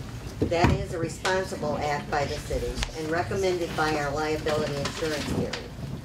So that is beside the point about taking down trees. Well, let me also interject that we've had protests about city managers taking down trees that proved to be hollow, and then for some period of time they weren't done, and then we had cars crushed by trees that were toppled by the wind that, surprise, surprise, were hollow on the inside. Correct. The other part is, and you should know this by now, I have looked into other alternatives for that park, including the footbath. Footbaths are no longer allowed. You know that because that's how I work. I don't think there's been one issue since you've been elected that I haven't done thorough research on before proceeding. So if there had been an alternative that would be less costly or even more creative, I would have tried it. So, you know, I thought this was an absolute win-win for the city, for Brylar, and for the residents. Any other items not on the agenda? Good evening, Commissioner Moran. My name is Frankie Cudo from 49 Maplefield. I just wanted to get up here tonight. I saw that the lines have been drawn for the proposed footpath in front of my house on Kemberton. Just wanted to bring it to the attention. I was wondering if you would be able to reconsider the vote in which you approved to have this footpath fitted. I was going to come up here and kind of rant and rave and tell you how unhappy I was, but that's not going to help us, and it's something that's already been approved. So I think there's just possibly 4 or 5 questions that I think the citizens of Pleasant Ridge really need to know, and is the proposed lines that you have in there, is that where the footpath is going to go? Where those pink lines are, is that? Well, it's approximately where it will go, but there's been some changes because after the lines were painted in the area, I met with the contractor out there. So adjacent to your property, it's actually goes up to the curb. The curve that you see will be eliminated. Okay. And it'll be more of a straight to Maplefield. And the sidewalk that is painted was a 5-foot width sidewalk because we wanted to see exactly what the impact would be.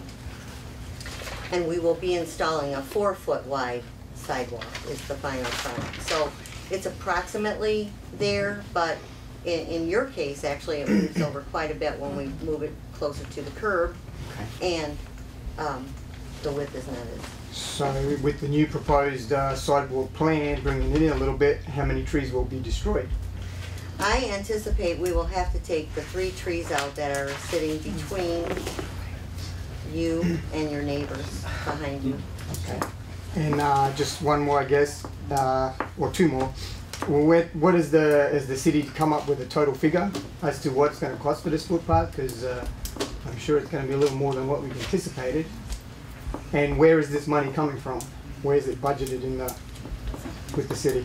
Okay. It's budgeted in the road construction project for this year. Okay. The bid that was awarded last month, which will have an extension up on the agenda tonight, but that extension does not impact your question. It actually impacts putting sidewalks elsewhere. Sherry, can you answer the rest of the question? Yes. The approximately the cost to install the sidewalk, that includes the boundary survey and the survey, the other survey that we had to do, removal of the trees. We've had some attorney fees, and the approximate cost is about $18,000 right now. That does not include additional attorney fees that we are going to be paying. Thank you for your time. Thank you. Other items not on Mayor, the if I agenda? could? Yes, sir. Thank you, Mayor. The motion, I appreciate Mr. Kuda coming up and making those statements and his concern for the installation of the sidewalk. The motion that was approved, to my understanding, the wording was that the minimal impact to the existing landscape would be considered. Now, when the lines were drawn, they were drawn at 5-foot widths. Is that correct, Sherry? Yes, it is. Now, isn't there an installation that could be acceptable to standards that is less than that? That's what she said. It's going to be 4 foot. Okay.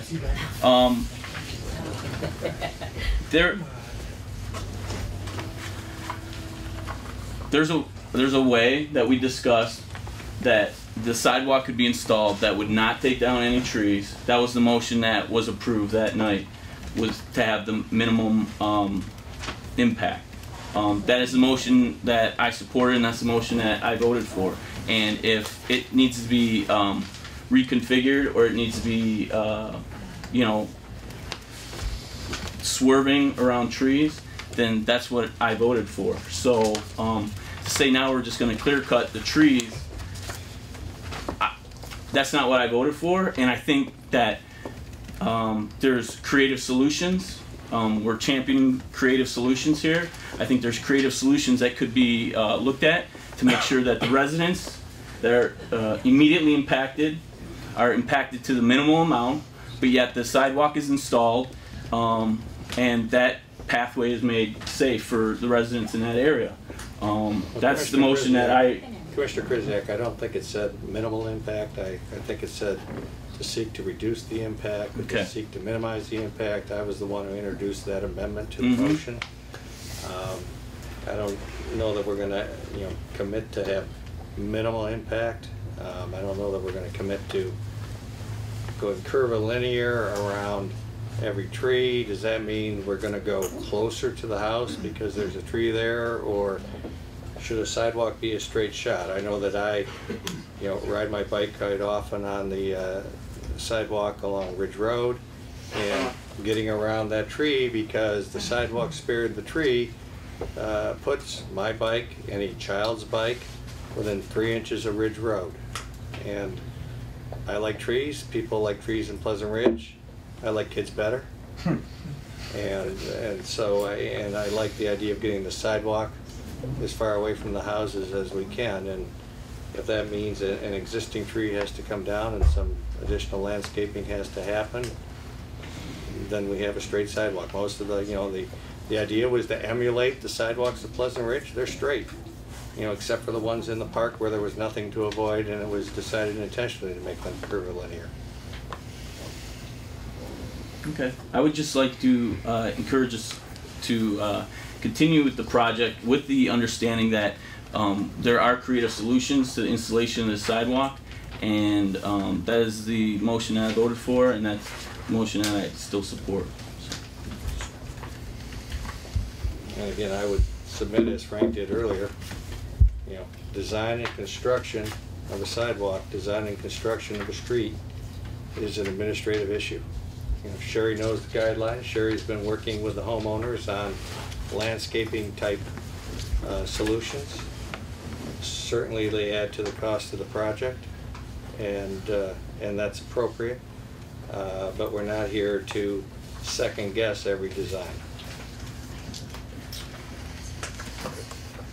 Mr. Mayor, I have a question. So, Sherry, so we're at $18,000, and we really have not resolved anything at this point with residents' complaints as far as concerns about landscaping and impact on their quality of life with the sidewalk being so close. So we're looking at, and I know we can't talk a lot because it's still potentially litigation.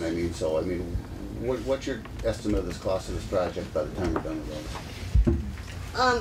When I say $18,000, I've included just about everything that. Any re-landscaping and stuff too. Yeah, now, it doesn't include necessarily additional landscaping that we may want to put in. But, and that could be up to, $5,000 to $7,000 more. It does not include any additional attorney fees because I don't know what that amount may be. The hard cost for the sidewalk though is around 12. The hard cost for the sidewalk, really for the installation of the sidewalk plus engineering fees, is probably close to 15 or 16. Okay. And then you've got the survey cost and, So this is not resolved then, correct, at this point? Well, we are ready to go to construction with this, yes. Okay, so you've resolved the concerns of the residents? The residents don't necessarily, the residents that you're referring to, the two residents, don't really have much of a voice in the construction of a sidewalk on our property, ours being the city, at this time. I know there is threatened litigation over the landscaping that can go forward or not. That, I guess, is plaintiff's prerogative to hire and pay a lawyer to take the position that they want to take based upon the landscaping we put on the city's own property. Life is full of decisions. We can't control the decision they make, but insofar as constructing the sidewalk, absent an injunction, you guys awarded the contract last month. Oh, I understand. I was sunning myself in California. Right, I understand. I understand. I was ready to go. Okay. Yes. Other items not on the agenda. Consent agenda. Sherry. Mayor, there are 4 items on the consent agenda this evening. The first is a resolution recognizing May 22nd as Volunteers Recognition Day in the city of Pleasant Ridge. The second and third items are proclamations declaring Wednesday, May 15th as Police Memorial Day and the week of May 12th through 18th, Police Week. Recognizing the valor and heroism of all our peace officers, and the second proclamation declares May as Mental Health Month. The final item is the annual request by Clean Water Action to solicit door-to-door during the months of May through October. May through August. I'm sorry, through August. And my recommendation is that the consent agenda be approved. Is there a motion to approve the consent agenda? Mr. Mayor, I move the consent agenda be approved as recommended. Support. Excuse me, Mayor? Yes, sir. Thank you. Could I ask that they be read aloud?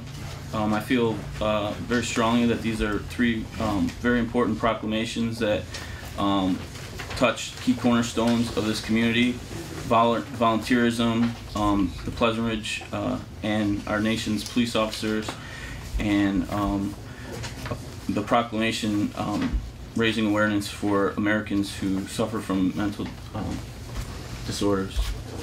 So I would ask that they be read into the read aloud tonight. Sure. Amy, are you ready? Sure. The first is a resolution, Volunteers Day, May 22nd, 2013.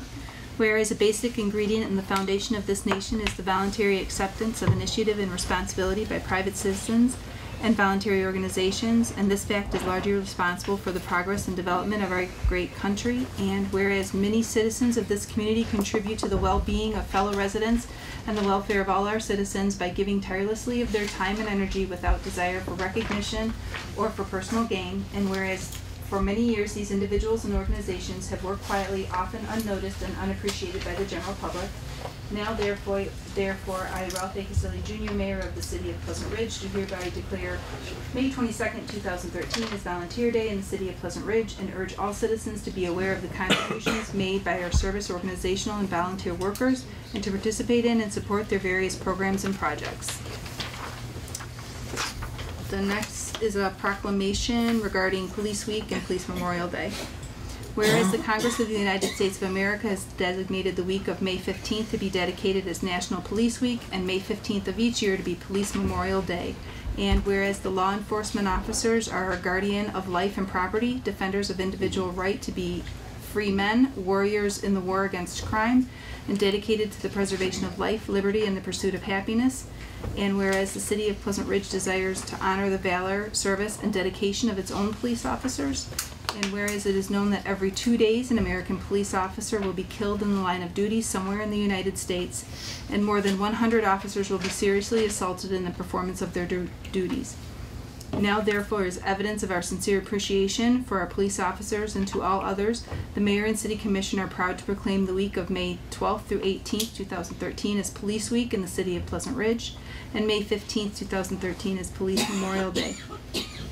Further, the City of Pleasant Ridge hereby joins with other communities across this nation to honor all peace officers for their dedicated service, and call upon all citizens to make every effort to express their thanks to our men and women who make it possible for us to leave our homes and family in safety each day and return knowing they are protected by men and women willing to sacrifice their lives if necessary to guard our loved ones, property, and government against all who violate the law.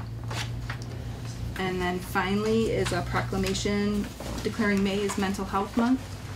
Whereas 1 in 4, 25% of all Americans will experience a mental disorder that requires treatment at some point in their lives. And whereas stigma and stereotypes associated with mental illnesses can keep those living with such an illness from seeking treatment that could improve their quality of life and help manage the illness effectively. And whereas the mental illnesses are biologically based brain disorders, they cannot be overcome through, quote, willpower, and are not related to a person's, quote, character or intelligence. And whereas mental health is critical for our well-being and vitality, as well as that of our families, communities, and businesses. And whereas the World Health Organization has found that mental illness ranks first in terms of causing disability in the United States and is most prevalent health problem in America today. And whereas 1 in 10 children has a serious mental health disorder that, if untreated, can lead to school failure, physical illness, substance abuse, and even suicide.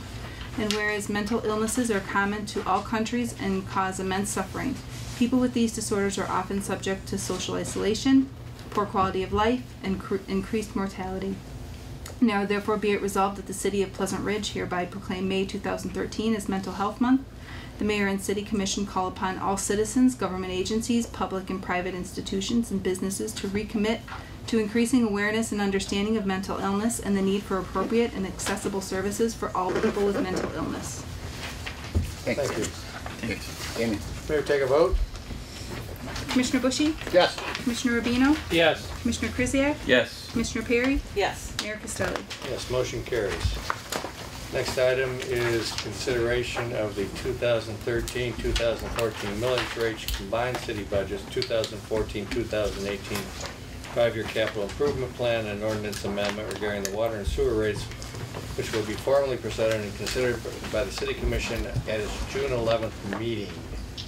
First step in that process is to establish public hearings. Sherry.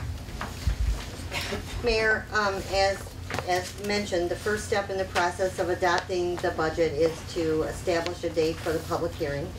As required by our charter and code, the dates are set forth, and we must adopt the budget at the June City Commission meeting. Therefore, my recommendation is that the public hearings be established for Tuesday, June 11th at 7:30 on both of these items, 13, 14, 15, 15.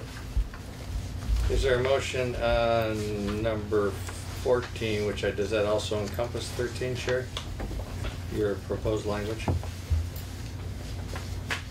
Yes, it does. Both in It there. does, Okay, is yes, there a it's one motion on 13? Mr. Mayor, I move that a public hearing be established for Tuesday, June 11th, 2013 at 7:30 p.m. to solicit public comments on the proposed fiscal year 2013-2014 millage rates, fiscal year 2013-2014 combined city budget, and fiscal years 2014 to 2018 5-year capital improvement plan.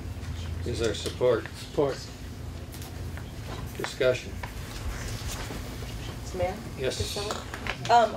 Where will people be able to access a draft of the budget and all the different information? Will we have that on the city website so they can? I have copies at City Hall. Can you get it on the website? Yeah. Okay. We can have that there by Monday. Yeah. By Monday, okay. Anything else? Can we take a vote? Commissioner Bushy? Yes. Commissioner Rubino? Yes. Commissioner Krzyjak? Yes. Commissioner Perry? Yes. Mayor Costelli? Yes, motion carries.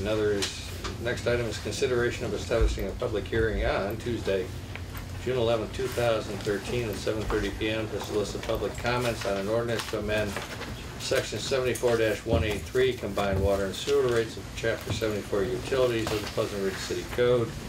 Again, Sherry. I have nothing further to add other than this is the next step in the process, and my recommendation is that the public hearing be established for Tuesday, June 11th at 7:30. Is there a motion to establish the public hearing? Mr. Mayor, I move that a public hearing be established for Tuesday, June 11, 2013 at 7:30 p.m. to solicit public comments on an ordinance to amend Section 48-183 combined water and sewer rates. 74-183. 74-183 combined water and sewer rates of Chapter 74 utilities of the Pleasant Ridge City Code. Is there support? Commissioner Bushy. Beats to it. I can support, remember? Questions or comments? Can we also have that online so that the information for that so people Yes. can access? Thank you. Yes, yes. Can I take a vote? Commissioner Rubino? Yes. Commissioner Bushy? Yes. Commissioner Krzyjak? Yes. Commissioner Perry? Yes. Mayor Costelli? Yes, motion carries. Next item is consideration of the proposed increase to the quarterly rubbish collection charge. Sherry. Mayor, I am going to ask my assistant, Mr. Peterzak, to address a few of these upcoming items. He did some of the background work, and as you know, I have been passing off some of the responsibilities, or sharing them with Mr. Peterzak, so this might be a good opportunity for him to do that. Scott?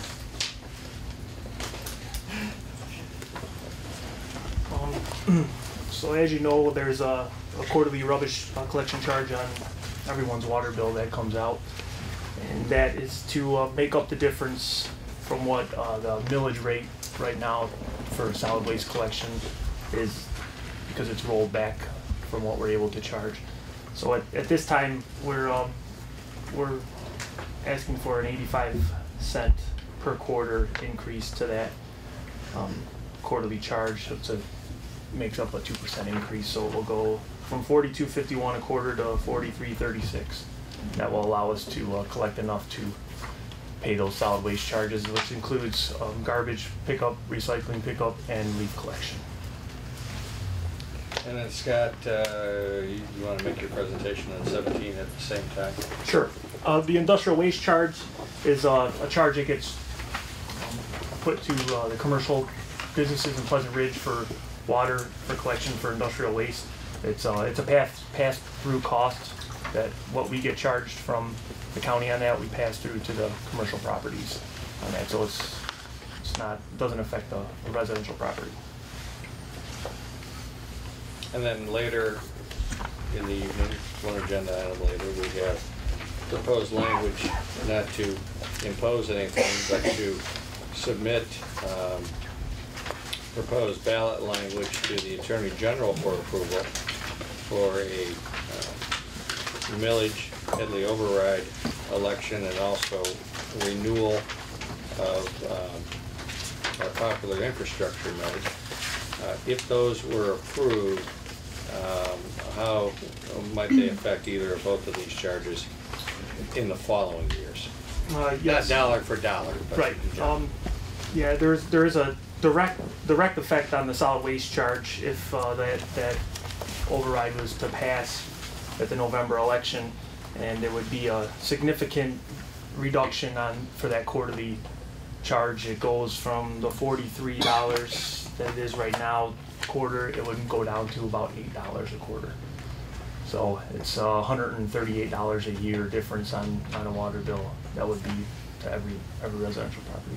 Which, though, if approved, would be shifted to. Right. It's not. It doesn't. Really. It's a reduction on the water bill, and then it will add to the tax bill. Correct. And again, if approved, it wouldn't be immediate the next bill, but the following year. Yeah, July 1st of, I think it would be 2014. Yes. Yeah. Commissioner Bushy, I think you had a question. So what you're saying is that will not necessarily decrease our water bills, it'll just defer the cost. Correct. To a tax. Well, it will reduce the water bills, but the bills have to be paid, and they'll be paid differently. Right. Just be paid, so we're still paying the same cost, just in different directions. Or different. Correct. And well, since we're going to put that to our taxes, will that be? I know we should probably wait for this before we go to Headley, but is that going to be something we can write off on our taxes? Currently, you're able to write that off on your taxes. We're still doing some research to see if that's going to continue on. You know, laws change every day for what's able to deduct off your taxes and what's not. So there's allegedly there's some things coming down the pipe that we're not sure about. So there's no guarantee. You know, depends on your income and what the situation is. So I don't want to tell people, you know, we're going to shift this to your taxes, and that becomes a write-off, because that's not necessarily true. Urban legend has it that something in the healthcare plan impacts this. I haven't been able to find it. Have I spent 10 hours researching it? No. But even if nothing changes, depending on your income, if you're in the alternative minimum tax situation, the value of your deduction reduces, and while once upon a time we should all aspire to be in the alternative minimum tax situation, I suspect everybody in this room is already there because the level has not kept pace with the original intention of that legislation. But in theory, right, under the current state of the law, probably deductible if you itemize. Some people don't itemize. Thank you. The nuts and bolts of the millage are that the voters originally approved 3.0 mils to be collected for solid waste. Right now we're rolled back to 1.7. So we're taking a loss on it. We're taking a huge, it's almost half of what should be allocated to levy. This is all we're able to levy. So that would just shift over. That override was to pass, we'd go from 1.7 to 3.0 on that account and be able to. And then it automatically starts decreasing. And then it starts getting rolled back from that. Starts getting rolled back immediately. Yeah, if the rollback kicks in, yes. But Headley was enacted, I think, in '77, and we haven't had to do it since then. So hopefully, I know this is jumping two agenda items ahead. We need to establish these. Okay. Hopefully, if passed, that would be a fix for a long time. All right. But let's go to number 16 before the city manager throws something in. Is there a motion? Mr. Mayor, I move the solid waste user charge of 43.36 per quarter effective on water bills due after June 1st, 2013 be approved as recommended. Is there support? I support. We take a vote. Commissioner Rubino? Yes. Commissioner Perry? Yes. Commissioner Bushy? Yes. I'll say yes. That was Freudian. Yeah. Commissioner Bushy? Yes. Commissioner Krzyjak? Yes. Mayor Costelli? Yes, motion carries. Next item, number 13.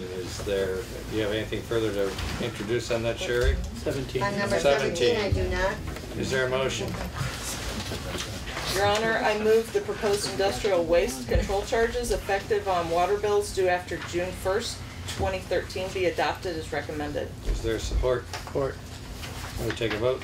Commissioner Perry? Yes. Commissioner Rubino? Yes. Commissioner Bushy? Yes. Commissioner Krzyjak? Yes. Mayor Costelli? Yes, motion carries. Next item is consideration of the language to be placed on the ballot of the general election to be held on Tuesday, November 5th, 2013, regarding a Headley override for general operating, a Headley override for solid waste / refuse collection, and a millage renewal for infrastructure improvements. Sherry? Mayor, and actually Scott and I will both address this. This is the result of a number of workshops that were held with the City Commission. Some of the workshops we exclusively discussed the water billing, and as it went along we took a look at the solid waste charge, the infrastructure millage, and before you this evening is language to be placed on the November ballot if the City Commission approves it. And if the Attorney General approves it. Right, and there is a process for that. Once you approve it, it must be sent to the Attorney General for approval of the language. And then back to the, of course, the City Attorney has taken a look at this in the first place. And then back to the City Clerk, who works with the county to prepare the ballots for the November election. Basically, the memo you have before you is a lengthy memo. It explains Headley, it explains Proposal A, and there is a detailed outline of what this will do. But for the record, and as required, the language must be read into the record, and so I guess the best place to start is to read that language, and if you have questions about that, we're happy to address any questions. And the difference between these two proposals that would go on the ballot is that, one, the Headley override allows the millage to go back to the charter authorized amount. And the other deals with a millage that was adopted for a limited period of time, 20 years, and just goes away absent a renewal. That's absolutely correct. So the infrastructure improvement millage is really asking the voters to extend the existing infrastructure millage that's been in place for 20 years, nearly 20 years. And the first one is asking the voters to allow the city to roll up, if you will, the amounts that they authorized years ago for collection of taxes. And if I can, I'll just read the paragraph so that people have a better understanding of what is included in that particular millage for the Headley override. Shall a Headley override be adopted so that the current limitation on the amount of city taxes that may be levied against all taxable property in the city of Pleasant Ridge, Oakland County, Michigan be increased, bullet, up to 20 mils from approximately 11.4248 mils, which is $20 from approximately $11.42 per 1,000 of taxable value, to be used for general operating expenses consisting of police, fire, public works, sidewalks, water and sewer, parks and recreation, pool operations, general government, capital projects, and continuation of existing services. And bullet 2 is up to 3 mils from approximately 1.7134, which is $3 from approximately $1.71 per 1,000 taxable value for the solid waste rubbish charge that we just talked about. And if approved, this language is required to be placed on the ballot. This next paragraph is approved and levied in its entirety. This millage would raise an estimated maximum amount of $1,266,420 for the city in 2014 by allowing the city to levy the maximum mills previously approved by the voters and authorized by the city charter and state law, which have been reduced as required by the Michigan Constitution of 1963. That is the language. Now, and that is what those millage funds would be used for, all of those categories that we mentioned. I will share with the residents that there was extensive discussions about where the money would need to be spent, and the direction was given that any money collected would be specifically used for, example, sidewalks and removing some of the costs off the water bill onto the tax bill. those were specific. And Scott's gonna prepare some slides for people to be able to view, and Yes. and people have to remember that the language that says this would raise $1,266,000 additional is statutorily required. We're required to disclose the quote worst case scenario. There's no intention, if this passes, to go to 20 mills the following year. Plus the intention, as we have gone through several workshops, is that 2 mills would be replacing charges that you're already paying on the water bill for either the Coon drain charge, the bond charge, or some of the charges that are operating, you know, an allocated share of expenses of audit, of proportion of Sherry's time, Scott's time, Amy's time, charged to the water department. So those bills still have to be paid.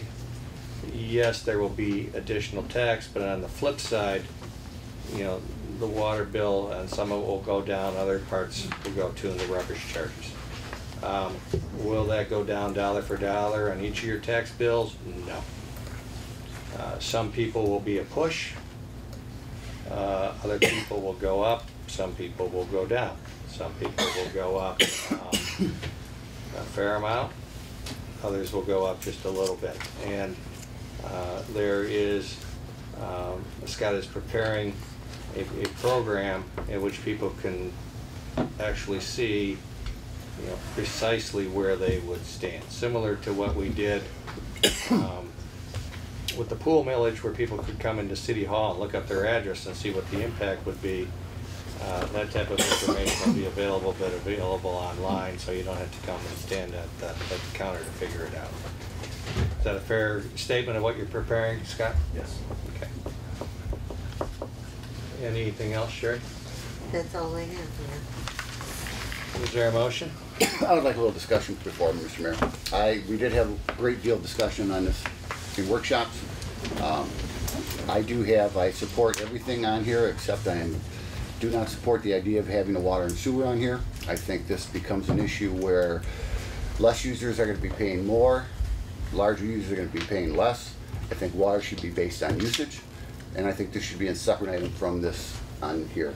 And I know I've been outvoted, and so I just will accept that, and I will go along with that, but I want to make that very clear.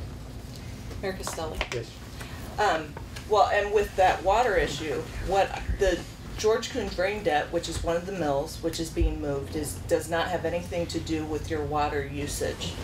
And so when we are rolling it into our water usage, that artificially increases our rate. And then also with the other mill, our overhead costs and things like that from the city that make perfect sense. It should be on the general fund type Well, of, so moving that. Perfect sense and equitable are in the eyes of the beholder. I totally disagree. We've The talked idea about of this proposal is to let the voters decide. Right. And The I agree first with the step voters. in letting the voters decide is to approve the language that we've all seen through 4 drafts, so we can get it to the Attorney General, so that we can get the Attorney General's comments, yay or nay, and start the procedure of letting the voters But decide. Mr. Mayor, the problem is that we have this water sewer lumped in with everything in here, so everybody's gonna support public, you know, the police, the fire, the public works, the pool. I mean, I still should feel that this should be separated, because I think people should have the opportunity to say, well, I don't like this particular item, and so I want to vote no on it.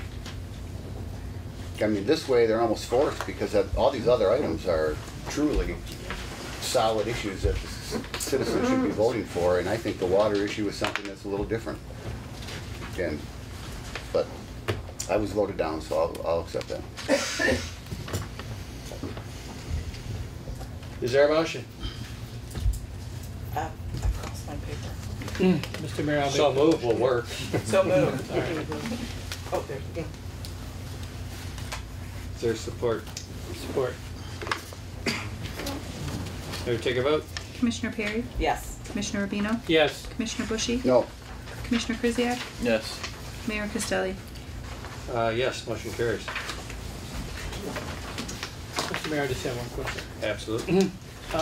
Sherry, we had talked about that maybe we should have some town hall meetings, maybe go over this so people could, because I think it's a lot to ask for somebody to come in and pick this up, and I think if we have a town hall meeting at the rec center that, and Scott can bring the breakdown and everybody can ask their questions and understand what we're trying to do.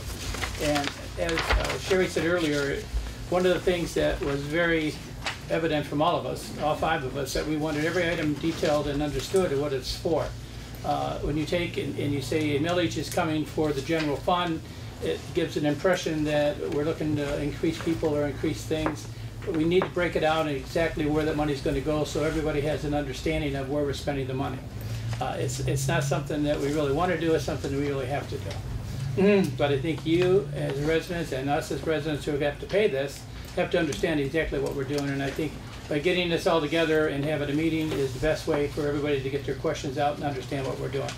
Because I think Jerry agrees with everything except the millage on the water, but I understand if the millage is passed, if we want to take that water out, we can do that because we adjust the millage once it's set. Am I correct or no? I was under the impression, I already voted yes. I think I think if you make a representation to the voters that this is the intention, whether it's legally binding or not, you got to keep that representation. Okay, and I'll go with thank you. And the goal was from the beginning, and Commissioner Bushy was most gracious in the workshops about it because he never agreed. But the goal was to find a way to reduce the cost of the water bill. Exactly. So that is what we did. Trying to get some of the fixed costs away from the water. That's what we're trying to do. To your comment about the town hall meetings, there will be an entire campaign to get the information out to all of the residents, and obviously with Scott's expertise, there'll be some a little more sophisticated than a printed flyer this time around. He did a great job in his presentation. Yes, he certainly does. Do we have a commission coffee coming up? Yes, I'm announcing that. It's on May 23rd next week, so. I think also something that needs to be remembered, then we'll move on. Yes. As I've alluded to, I think in the last 3 State of the City addresses in the Ridger, we have lost a major funding source in the city called revenue sharing. And it's $100,000 a year, maybe plus, that we've lost, and it's never coming back. And unless we replace it, that money's never coming back to our budget. Now, if lightning strikes and it comes back, then a future commission can, levy less because we don't need to levy. But right now, we need the flexibility to replace that funding stream. And I would predict it doesn't come back at least for 5 years. Oh. We have I'm lost just in figuring 10 years. the governor election pattern. The number in 10 years that this city lost, so you can imagine others, is $1,242,000. That's what we lost over 10 years. I don't think that'll be back anytime soon. And Sherry, doesn't that match pretty closely to what the maximum we would be able to raise? So, well, that's a 10-year total. Right. Yeah, the other's an annual total. Correct. Right, but over the last 10 years, that's what we've lost from state share revenue. And if you, whether you agree with Kevin Orr's report or not, whether you agree with that whole philosophy of an EM or not, a major part of his report was that the city of Detroit had loss of population over decades, loss of revenue sources, and never dealt with it. We've gone through the revenue sharing. It wasn't until the most recent governor election that it became really apparent that it was permanent. But governors from both parties have balanced the state budget on the back of the cities, and it's not coming back. And that's just something we have to acknowledge, gulp, and replace that funding source if we want to continue to have the city we love to live in. Infrastructure improvement. Sherry, you get to read again. And so the millage, the language that's being proposed to extend the infrastructure millage is the same as it was some 20 years ago. It reads, shall the city of Pleasant Ridge be authorized to continue to levy up to 3 mills per year for years 2015 through 2035, inclusive in excess of its charter authorized tax rate, as reduced by Section 314, Article 9 of the 1963 State Constitution. Such additional millage to be used to finance street, sewer, and water system repairs, sidewalks, alleys, parking lots, parks, and general infrastructure improvements within the city of Pleasant Ridge. And should that be forwarded to the State of Michigan Attorney General for approval for placement on the ballot on November 5th, 2013 general election? Is there a motion? So moved, Mr. Mayor. Is there support? Support. May we take a vote? Commissioner Rubino? Yes. Commissioner Bushy? Yes. Commissioner Krzyjak? Yes. Commissioner Perry? Yes. Mayor Costelli? Yes, motion carries. I would like to add one more thing and then go on to 19. Part of this, you'll see the word sidewalks now intentionally inserted. There's been much discussion of a sidewalk program as opposed to the traditional system where if Mike Gillette needs a sidewalk flag repaired, he pays for it. Clausen had a plan for a few years. I think they've since rescinded it, haven't they, Commissioner Perry? Yes. Whereby they charged each homeowner, I think it was $50 per year fixed charge in the city to have a sidewalk program. We were considering that. We were real close to recommending that in the budget. But then when we decided to go with these, both of these proposals, the idea was to include sidewalks in the infrastructure millage. Now, we still have streets to finish because the 20-year program, which should have gotten it done, was based upon interest rates not dropping to 0.015%, so the SCAF fund hasn't generated the interest it was projected to do. So the odds of the infrastructure millage kicking off money for sidewalks in the first several years of it are pretty small, hence the addition to sidewalks in the Headley override language for the operating. So between the both of them, the idea is to provide the funding for a sidewalk program that doesn't result in somebody having a red dot put on their sidewalk that they're going to have to pay to replace. I had one friend in another city who would go out at night with a wire brush and try to scrape off the red dot. They eventually caught up with them. Pink dots cost as much as red dots did. Number 19, Sherry. Mayor, since 2012, the city, prior to that, but the city participates in the Oakland County Hazard Mitigation Plan, and there were recently amendments made to that plan. This allows us to apply for grants, for all local jurisdictions to apply for grants under the Homeland Security, and the county actually acts as our representative to the federal government on our behalf. They do that at our option. Anytime there is an amendment or a change to the plan, the local government must adopt a resolution accepting that change, and my recommendation is that this resolution be approved. Is there such a motion? Mayor, I move that the resolution adopting the Oakland County Hazard Mitigation Plan be approved and forwarded to the chairman of the Oakland County Board of Commissioners. Is there support? Support. May we take a vote? Commissioner Perry? Yes. Commissioner Rubino? Yes. Commissioner Bushy? Yes. Commissioner Krzyjak? Yes. Mayor Costelli? Yes, motion carries. Next item, number 20, consideration of the appointment of Mr. Christopher Budnick, am I pronouncing that right, to the Pleasant Ridge Recreation Commission, term to expire December 31st, 2015. Sherry. Mayor, I concur with the recommendation by the Recreation Commission to appoint Christopher Budnick to the Recreation Commission with a term to expire December 31st, 2013. 2015. 15. I'm sorry. And he would be replacing the term limited John Prisvilla, whose service was very much appreciated by the city. Thank you, John. Very much appreciated. Tell him in a year he's eligible for reappointment. Yes.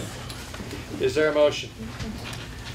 Your Honor, I move that the appointment of Mr. Christopher Budnick to the Pleasant Ridge Recreation Commission, term to expire December 31st, 2013, be approved as recommended. Is there support? Support. May I take a vote? Commissioner Krzyjak? Yes. Commissioner Rubino? Yes. Commissioner Bushy? Yes. Commissioner Perry? Yes. Mayor Costelli? Yes, motion carries. Mayor, if I could? Yes. Thank you, sir.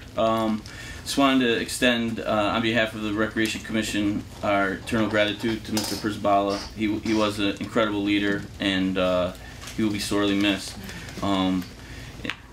Taking his place, I would like to give the warmest welcome to Christopher Budnick. I had an opportunity when he was taking out the garbage the other day to welcome him personally. He's now the third resident of Wellesley to be represented on the Recreation Commission. So he joins Jacqueline and Sue, and we look really forward to working with him, and the Recreation Commission welcomes him. Thank you, Mayor. Next item, number 21, consideration of the award of the West Cambridge Avenue Road Construction Project Bid Alternate 3 regarding sidewalk removal and replacement on Cambridge. Before we get there, Sherry, should the proposed motion also include the usual contingency? I think we've allowed for enough contingency in the total bid. This is a pretty big project, so we'll see. All right, thank you. Can you give the background of Yes. why this is here today? Yes. As you know, I was asking the City Commission awarded a bid for the upcoming infrastructure improvement project for 2013. The street will be West Cambridge from Ridge Road to Maplefield. In addition to the removal and replacement of the pavement on West Cambridge, we included 3 alternates in that bid. One was for the alley at the southernmost end of the city between Woodward Heights and our boundary, the sidewalk on Kemberton, and all of the sidewalks on West Cambridge as part of the project. At the time I presented the bid to you, my recommendation was to award the bid with 2 of the alternates that did not include the sidewalks on Cambridge, because at the time I was being conservative, figuring out how much money would be available with the funding for the year. So I am pleased to tell you that I bring back alternate number 3 to you this evening, and I am asking that it be added to the project for the 2013 infrastructure improvement program, and that is sidewalk removal and replacement on Cambridge. And the recommendation is that it just stay with the same contractor under the same bid in the amount of $56,945. That will be added to that contract. And I will tell the residents, this was especially challenging to find full funding for this project this year. This is nearly a $600 project. $600,000. Yes, that too. Is there a motion? Mr. Mayor, I move to bid alternative number 3 of West Cambridge Avenue Road reconstruction project regarding sidewalk removal and replacement of Cambridge be awarded to Tissio Brothers, Inc. of Washington Township, Michigan, in the amount of $56,945 as recommended. Is there support? Support. May I take a vote? Commissioner Bushy? Yes. Commissioner Perry? Yes. Commissioner Krzyjak? Yes. Commissioner Rubino? Yes. Mayor Costelli? Yes, motion carries. Next item is number 22, City Manager's Report. Sherry. Mayor, I have a few items. One is a thank you once again to the gentleman who donated trees to us last year. He donated 6 more trees for the parks this year. They are European hornbeam trees. They have been delivered and planted in the Memorial and Elm Park area. Special thanks are due to the Garden Club. I was approached by the Garden Club just recently. They wanted to do some improvements to Stevenson Park, and the plan I saw was absolutely beautiful. They are going to plant flowering trees along the entire length of the path in Stevenson Park. They are white flowering trees, and they really will be beautiful and an enhancement to that park. They will be responsible for the entire administration of that project, so they will make arrangements for the delivery and the planting of the trees, and of course the city will then maintain. The next City Commission Coffee House will be held on Thursday, May 23rd. It is held at the Community Center at 7 p.m. I am asking the City Commission to schedule a special meeting to discuss pending litigation. And the only date that is available next week would be Tuesday the 21st. If you could check your calendars, the City Commission would be moving into closed session to discuss those 2 items. I think the school champions meeting maybe then. There's something on the 21st. Let me see. Is the 20th available, Sherry, or do we have other The problems? 20th is the Planning Commission and Parking Committee. Okay, I lied about that. 22nd is the volunteers reception. Okay. 23rd is the coffee house. And then we run into Memorial Day, so. We could have it after the parade. True, we're all here. At least some of us. 21st will work for me. I have to work. What time would be most convenient for everyone on the 21st? 7:30 would be great. I don't know. I'm still waiting. I had sent an email earlier to Commissioner Perry. I haven't confirmed the date with the attorney. So if you could hold that date for now. Okay. And then let me confirm with him tomorrow. But that's the only date next week. If not, we'll have to go into the following week. What time, I'm sorry, are you thinking? It's what day of the week is that? A Tuesday? Tuesday, 21st is Yeah, Tuesday. so I would prefer 7 or 7:30. 7 o'clock? Okay. Okay. I have to get with you on that, Jerry. On that Tuesday? Yes. Okay. Well, then I'll email you to all of you tomorrow. Okay. Okay. Commissioner Krzyjak mentioned that the pool opens on the 24th and that Memorial Day, the Memorial Day ceremony and parade begins at 8:30 on Monday, May 27th. That's all I have, Mayor. And we have a cannon. Memorial Day? I forgot about that. We might want to notify dispatch too in case Yes, there's reports of a yes. cannon going on. Yes, and I believe the city clerk has already talked to the fire department about that. I think the chief has already talked to the fire department, but we will have a cannon. It will be fired that day, so it's very exciting.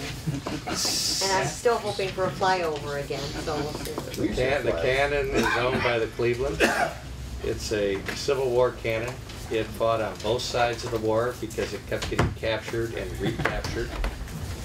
He's taken it to Civil War musters. He gets strange looks when he's driving up I-75 with a cannon in his trailer. But he called earlier this year and said it's working and I'd like to bring it. Other business. Mayor, if I could? Yes. Thank you, sir. First of all, I would like to take this moment to recognize 2 of our fellow Pleasant Ridgers. Mike Palazzolo, he was given appreciation from the Ferndale Recreational Department for his work with the Little Eagles basketball program. They honored his 5 years of dedication in helping out with the teams. I know Mike is also committed to a lot of the youth sports, the Pleasant Ridge teams. So I just wanted to let everyone know that Mike was singled out for his commitment to the community. I would also like to mention Resident Hollis Jenkins, which Jenks,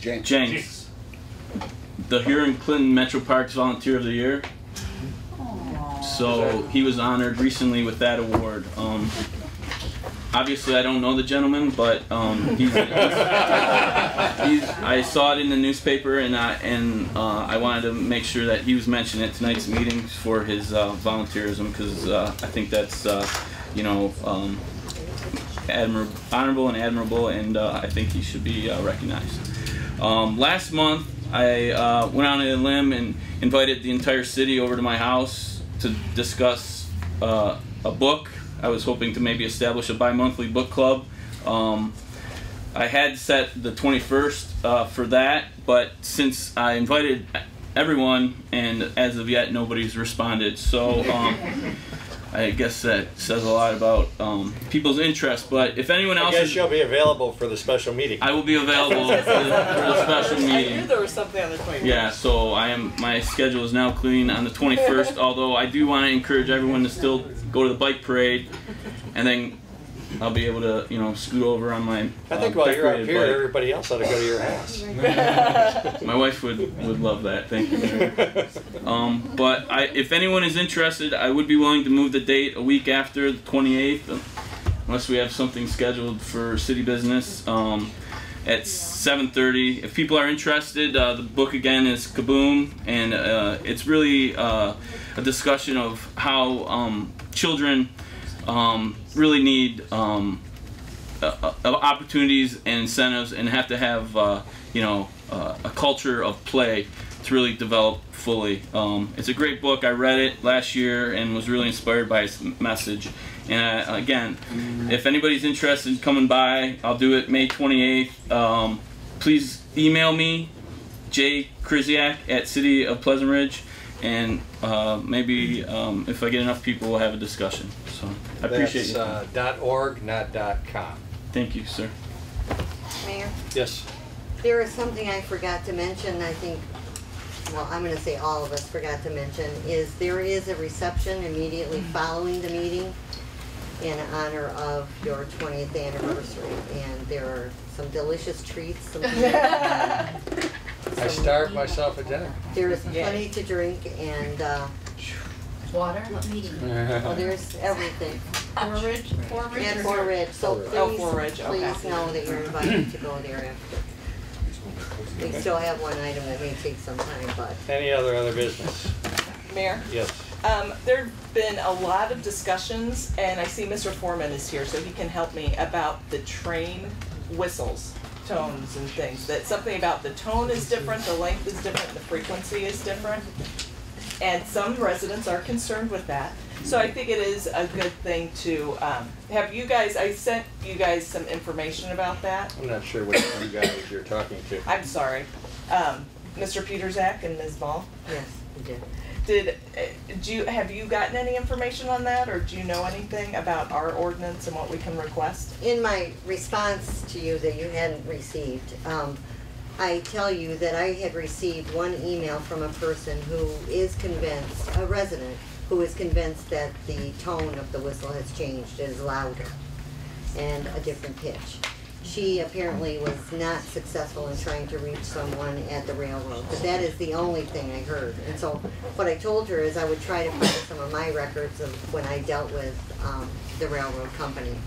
But they're so old, I'm sure all of those people are retired.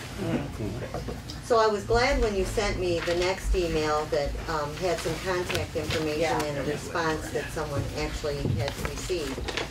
If the city commission wants me to look into this, I don't know this. I don't know that there's a lot of people, but according to Commissioner Perry, there are quite a few people that have some concerns.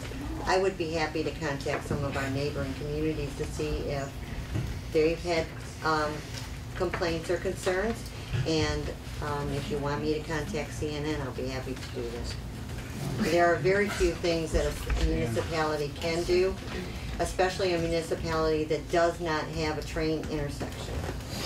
So if you have a crossing, you actually have the ability of establishing quiet zones. That much I remember. And we do not have that ability. But, you know, it never hurts to talk to them and see if there's something that could be done. If you didn't have a crossing, when would you anticipate the whistle going off, or at least going through Pleasant Ridge? Is it on the bridges? I don't know, that's why I'm asking the question. They don't have to on the bridges. In fact, Scott, you want to answer that?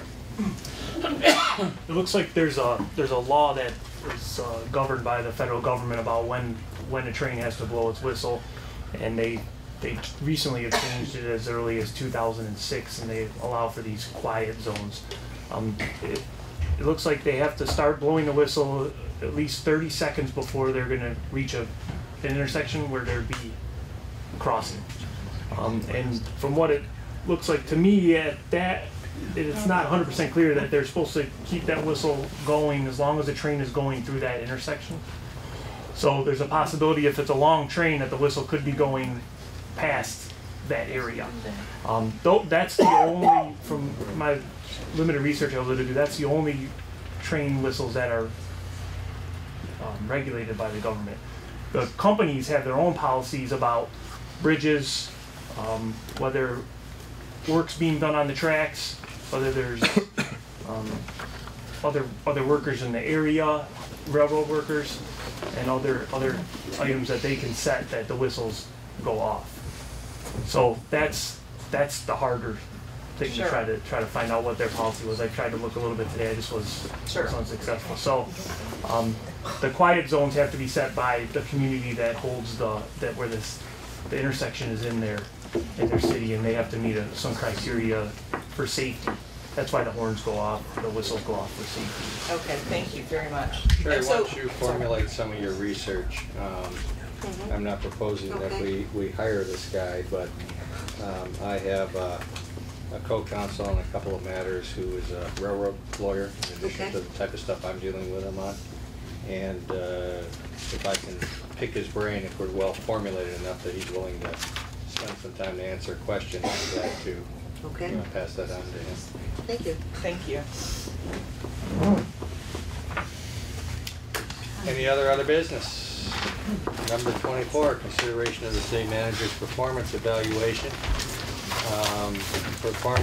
Written performance evaluations were submitted by the members of the commission to me approximately the April 15th, 16th timeframe.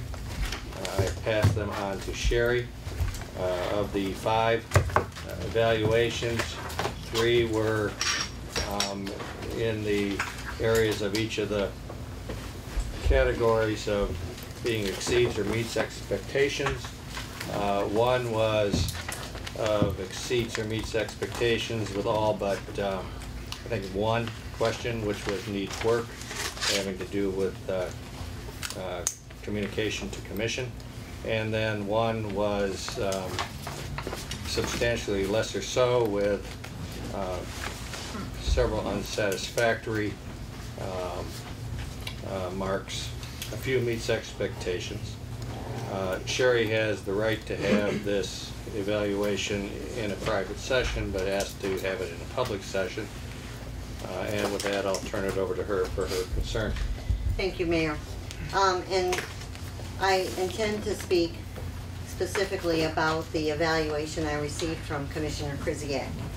It is an absolutely failing evaluation.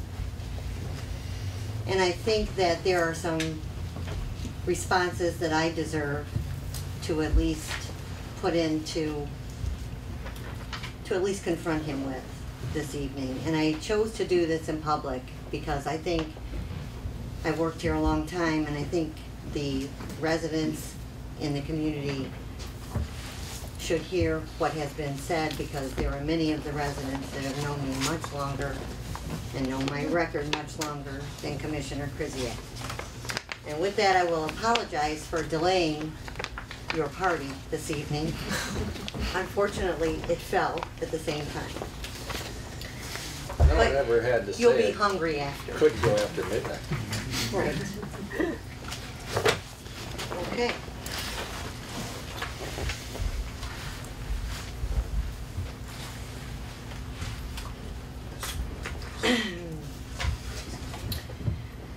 The first ranking on the evaluation was administrative skills, and Commissioner Krzyjak, you rated me unsatisfactory.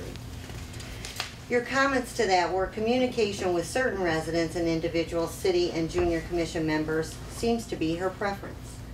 Broader communication with the entire community needs to be more timely and complete. Frequently complains of misinformation among citizens, but is slow to close the gaps in residents' understanding of issues. As part of my duty as city manager, I must communicate with everyone, and I do so on a daily basis. I don't discern whether or not a person is on a junior commission, whether they're a visitor, whether they're a resident. Whoever comes into the office, whoever calls, that's who I talk to. In this stack of papers, I have evidence of responses that I have emailed and mailed to residents. Some of them are 6 and 7 pages long. I take my time, I give them a thorough answer when it comes to issues that are important and that are passionate. Specifically, in the last couple of years, those issues involve the public safety study and the water billing method. I object to you stating I frequently complain about anything to the City Commission. First of all, I don't complain frequently to the City Commission, and if I use the word misinformation, it was probably used in the context of information that has been shared in the community by people other than me, especially in the pre-election 2011. That was certainly misinformation. I said it time and again, and I spent many hours trying to get the accurate record in the community to combat that misinformation. But to say I complain is absolutely false. And you can, I'm sure, ask any city employee or anyone else I work with if I am a complainer, and they will tell you I am not.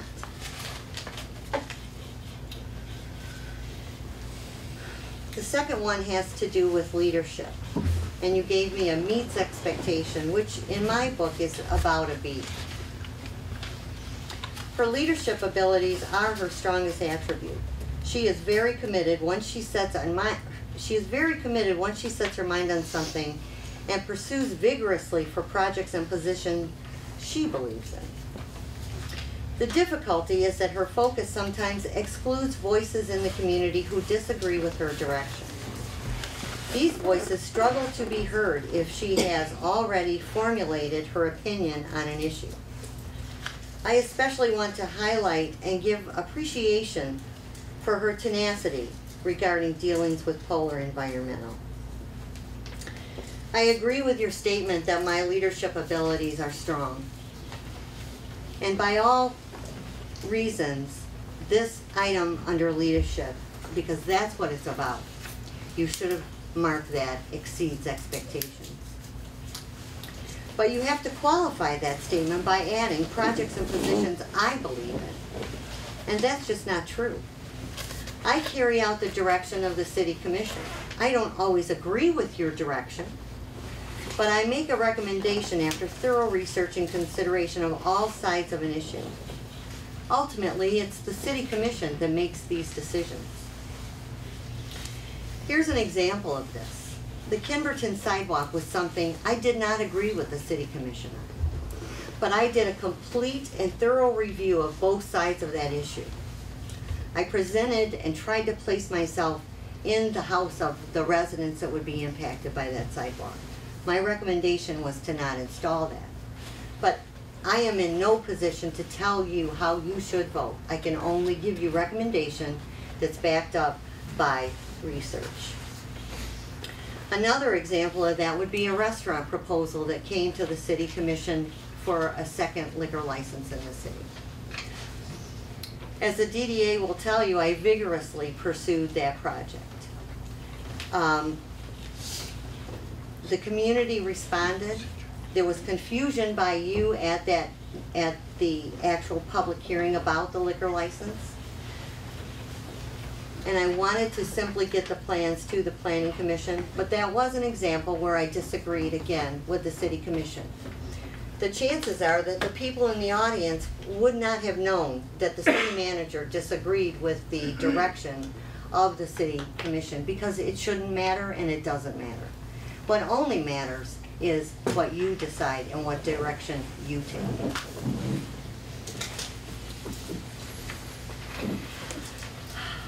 I adamantly disagreed with the proposed change in the water billing and have made that statement in public meetings and in private workshops.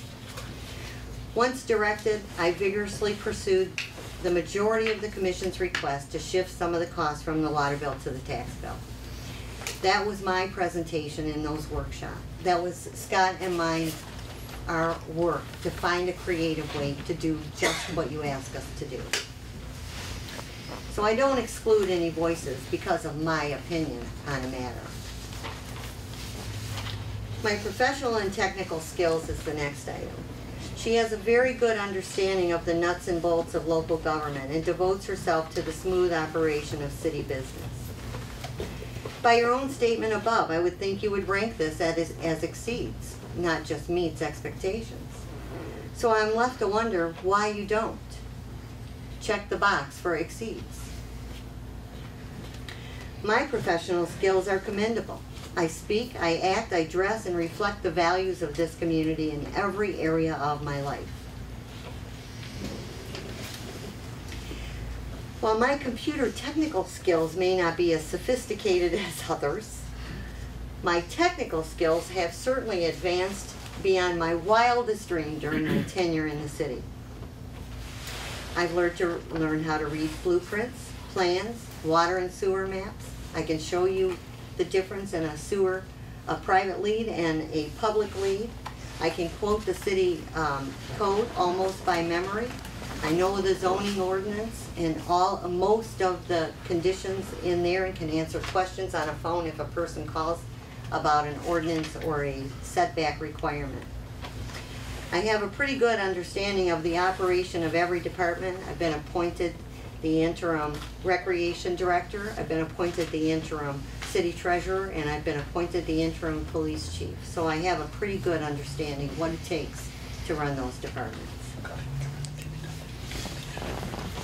For labor and personnel matters, you have again meets expectation.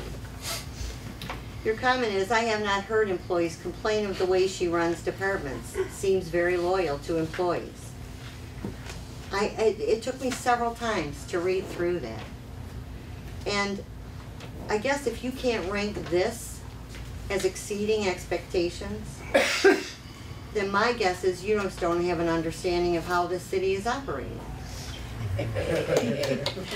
I haven't heard any complaints. I'm sure you have not heard complaints about labor and personnel matters. I have in this stack a letter from every single employee in the city of Pleasant Ridge that I couldn't even read to you because I would probably be bawling on the floor. But they are glowing, glowing remarks. You will never hear a complaint from my employees, at least not outside my office. These are employees and these are friends, and I would dare say that any one of us would step up for each other. And although you may not know as much about them as I do, you have heard me talk to you, tell personal stories about them. I've mentioned each of them in the memo when they are struggling, when they are celebrating. I want you to know them as well as I do. We all work hard, we all contribute much, and we all help each other. There are not many cities that can produce the huge amount of work from just a few employees like this one does. We don't have turnover, we don't have employees out looking for jobs every week. And I am proud to tell you that part of the reason is me. I am a good boss, and I am a good friend. So I don't just meet expectations in this category, I absolutely exceed them. And if you had taken the time to ask the employees, you would know that. On at least 2 occasions, I settled labor contracts with the police without the expense of a labor attorney or a union rep. I sat down in my office with the officers and we settled the contract. Not many can accomplish that. I'm sure you as a union representative have never had the opportunity to do that with management. My relationship with the police and all of the officers is friendly, is beyond friendly. It is friendly and respected. I don't have adversarial negotiations, although we have had negotiations. We have had mediation many, many years ago. And the city won that. So, having said all of that, I take exception to that ranking too. The next category is innovation, and you meet expectations. Sometimes seems content to do things as they have always been done without seriously considering new approaches. She does show a talent for creative problem solving. I am absolutely offended by your statement once again. I have never been one to do something because it's always the way it's done, always the way it has been done. And I actually love to consider new approaches. I love to think of them, I love when other people think of them, and like to try them. Excuse me. I would say this city would not be as fiscally sound today had I not tried new and creative approaches in every area of operation. I was the one that started the part-time police officer program when money wasn't available for full-time officers. I started cross-training all of the employees, including myself and the police chief, so we would be able to run whatever department needed our help. And that allowed us the ability to work with the number of employees we had without the need for extra personnel. I made the creative changes to the health care benefits for active and retirees, which realized a tremendous savings to the city and didn't compromise the coverage for the employees. I applied for and received numerous grants, including the Woodward Avenue Streetscape Memorial Park Grant, the DNR grant for the Fairwood parking lot, more than 10 grants for the purchase of trees, and let's not forget the grant for the public safety study. I eliminated the city treasurer position and contracted the service of a financial consultant from one of the most esteemed accounting firms in the area, Plant Moran. I eliminated the in-house police department that was a drain on the budget. It was a department filled with problems and was Talking about dispatch? Dispatch, and put the city at risk. This realized substantial long-term savings and eliminated some of the cost of the building overhead. I negotiated a police contract during the most lean years that resulted in concessions and a decrease for 3 years in a row. Police officers started cross-training into fire and first responder courses so that the city would benefit of having first responders on the streets. And I negotiated a dispatch contract last year that was worthy of an award. That award meant that I was able to get a 5-year agreement for police dispatch with a 0 increase for 5 years and forgiveness of a $52,000 debt that this city owed the city. I thought it was a phenomenal approach and certainly a creative way to handle that situation. I started the trolley program with the DDA, and when no other city could find money to fund the program, I met with SMART to explain the benefits of a trolley program on a small regional scale, and was allowed to dedicate the city's SMART funds to this program that continues today. I'm sure I could go on, but I'm not comfortable, and I think this attests to the fact that I indeed consider new approaches, new ideas, and creative solutions. And for these reasons, I think I have proved that I exceed expectations. Budget and finance.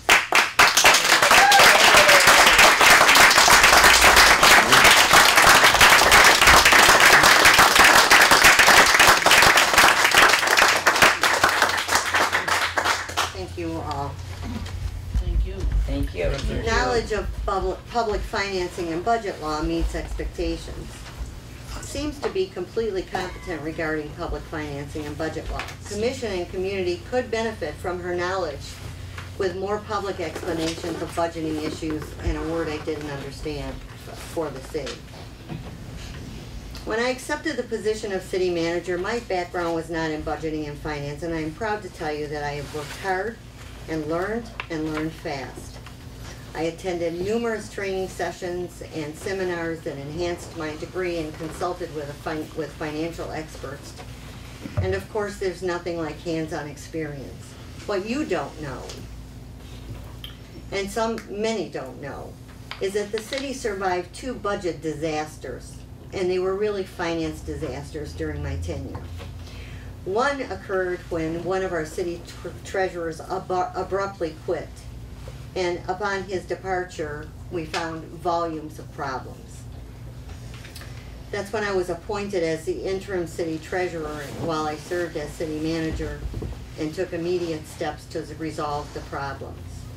We did survive because of that commitment, because of Scott and Amy's commitment, and fortunately, we came out unscathed. There was never any question about malfeasance or misappropriated funds. It just took months to catch us up. It was not unusual at that time or during my tenure, as some people can attest here tonight, for me to work 15 to 18 hours, 6 days a week. I worked 7 days a week in my early years. I worked 24 hours when I was needed. The second really disaster was a similar situation where our newly appointed city treasurer was using a system called QuickBooks to keep the city's records. And that was discovered when I was called into the conference room on the first day of the audit. Immediately, we had to spend long days and hours, me and Scott and Amy, and at the time our financial consultant, to bring the records up to date. So I think I have a fairly good knowledge of public financing and budget law because I had to. I'm not sure how you would like, one thing I wanted to say about that. So, being competent and confident about the budget, and of course I follow the law, but I find it interesting that your statement compliments me on this. And yet, when you were holding your meetings in your coffee houses, as you call them, you didn't call me in as the expert to talk about the water billing system. You didn't call me in to talk about the budget. You didn't call me in to talk about any of the city's financial records. You called in a resident that first of all, I don't even know who the person was. I have never met the person. I have absolutely respect for anyone who wants to tackle an issue, but you held him up as your expert, not me. It was not mine or Scott's spreadsheets that were shared in the community, but those of someone that I did not know. The documents were shared as though they were gospel, as though they were the absolute correct version of what could and should be. Yet I was the person who has worked in this city for 23 years, some of those years as the water clerk, and quite a few of those years as the water billing person. So I know the system, and I know the budget, and I know that part of the city department. I'm not sure how you would like me to share my knowledge. One of the first things I did when you were elected was to have you meet with our financial consultant so you could start your learning process. I met with you and Commissioner Perry and tried to explain the budget and the budget laws. You had much to learn. But it's incumbent upon you as an elected official to then share the information you learn with anyone and everyone else, which I think, at least on the part of Commissioner Perry, she has made an effort to do that. The next item is develop fiscally responsible budgets, meets expectation. Works well with Molly to keep budgets in order and healthy. And Molly is our financial consultant. I understand that you came into office with no experience, and I think everyone on this city commission allowed for that, and certainly I did. I knew it was going to take time for you to learn. But this comment about works well with Molly and keeps budgets healthy is almost dismissive. The budgets I've presented over 15 years are more than sound. They are strong, they are healthy, and there's a healthy fund balance every single year. It has not been easy. I've faced some of the leanest years in the state of Michigan. But I'm proud to say that Pleasant Ridge is now one of the few communities that didn't have to go to the public for tax increases at any point or time during the financial struggles. This is the first time in a long time that the city has ever had to go to the public for tax increases, and the very first time for a Headley override. That means something.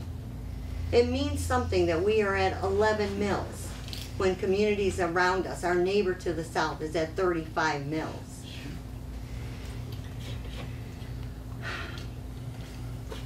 We made sacrifices, including personnel cuts, to make sure that we were able to present a budget that was sound. This is one of the reasons that I haven't had a pay increase since 2009. because I offered that to the city. Some of those years, I wanted my employees to get an increase, and there wasn't enough for them and for me.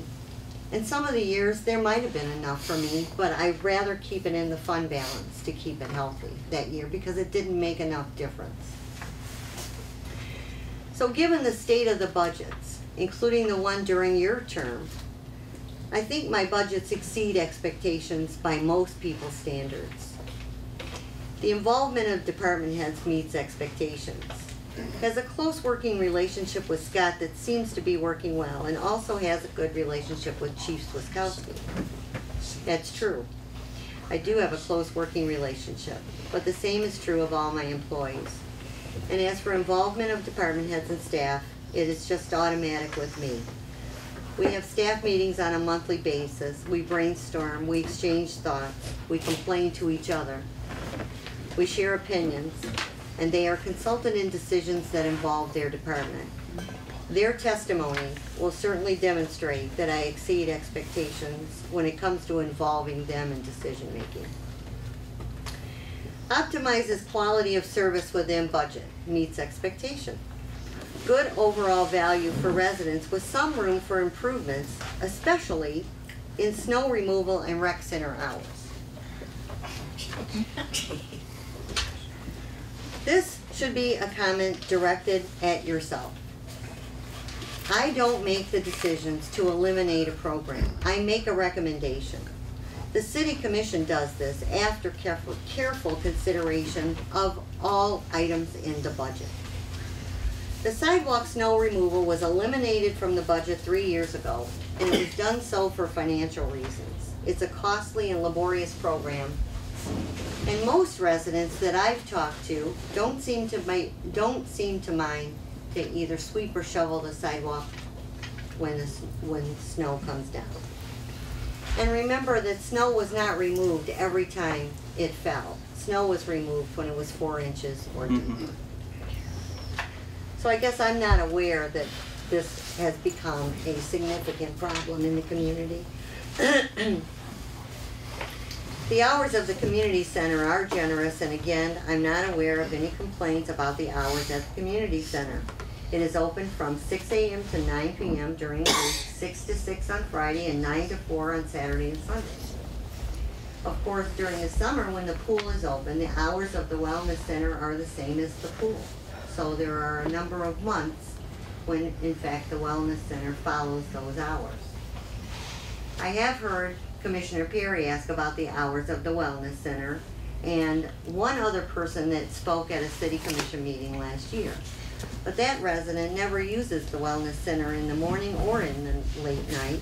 She's a midday visitor, and we do have regulars. I am not aware, nor is Scott aware, of any other resident asking to extend the hours of the community center or the wellness center. As for the pool, the hours were reduced for budget reasons, and as you know, the pool's hours are not written in stone, and often the pool remains open when the weather is conducive, never later than 9 o'clock.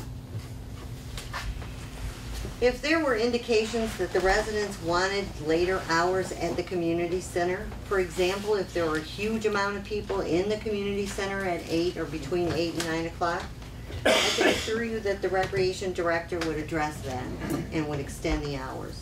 But to the contrary, often it is only 1 or 2 people, one being Commissioner Perry, that's in the fitness center between the hours of 8:30 and 9 at night.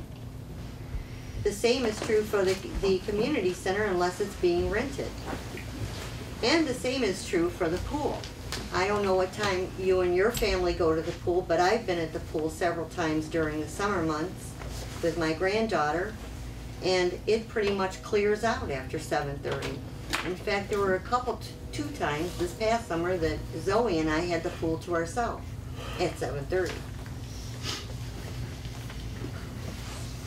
The decision on the hours of operation is made by the Recreation Commission with a recommendation by the director. Perhaps this should be considered by the Recreation Commission, but I think that is something that you asked them to consider during your first year as liaison, and it was something that was not changed. and yet you mark that on my evaluation. I think my comments about optimizing the quality of service within the budget speaks directly to this item. And I've demonstrated my creativity in how I am able to optimize services within the budget for the residents. Financial innovativeness meets expectation. I am proud of the joint, gets the job done with resources available. I am proud of the joint projects that have been administered during my term. The Fairwood parking lot was a venture that involved the city, the state, the DDA, and a private party for funding. It was applauded by the state and held up as an example of good governance. The same is true for Memorial Park project when the city, the foundation, the state, and junior commissions contributed to that. I think that's pretty innovative. Convincing SMART, a federally funded organization, to allow the city to use its funds for the trolley was a noteworthy accomplishment and one that no one else had thought about. Contracting out the dispatch was absolutely innovative. Contracting the city treasurer, we were the first in the area to do it, and many have followed since. Hiring part-time police was somewhat new when we started it, and I can't name a department that doesn't employ part-time police officers now. These are only a few examples of what I think are innovative qualities that achieve savings for the city and enhance services. This certainly exceeds expectations. Ability to raise funds from other, excuse me, federal, state, county, foundation, and other meets expectation, is tenacious for a project she supports. Now, why would you say tenacious for projects she supports? I am tenacious for projects that will better the service level for residents, that will enhance the quality of life, and that will be enjoyed by all. Why would you limit this item to meets expectation when my record shows extensive innovation when it comes to securing funding from other sources? The grants the cities received are incredible. We are one of the first to comply with the governor's EVIP requirements. And we receive compliments from the state for this work. Those compliments do not come easy from the state. We solicit the county to provide many of our playgrounds for events. We worked closely with the county to establish a brownfield for the benefit of the city and developers. And the foundation has committed extraordinary amounts of funds to the city for projects during my tenure, including $100,000 for the improvements to Memorial Park, and most recently $20,000 for the purchase of new trees just last year. I've also solicited for funds on behalf of the junior commissions as well, and have been graciously awarded funds from the foundation on an almost annual basis. Maintenance, enhancement, and development of the tax base. Our city has done very well in maintaining its tax base on the strength of our desirable location and housing stock.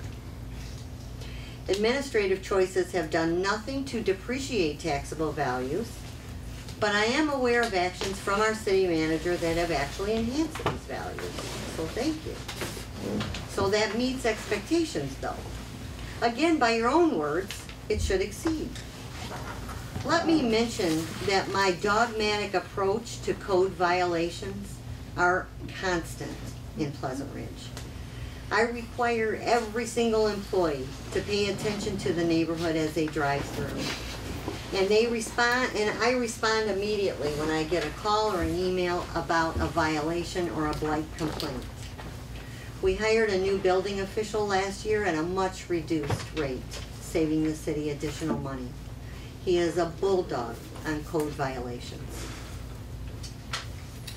During my tenure, the DDA developed a facade grant program for our businesses, allowing owners to apply for a grant to make improvements to the exterior of their property. When the condominiums were being proposed, I suggested many changes to the zoning ordinance that streamlined the process for the developers.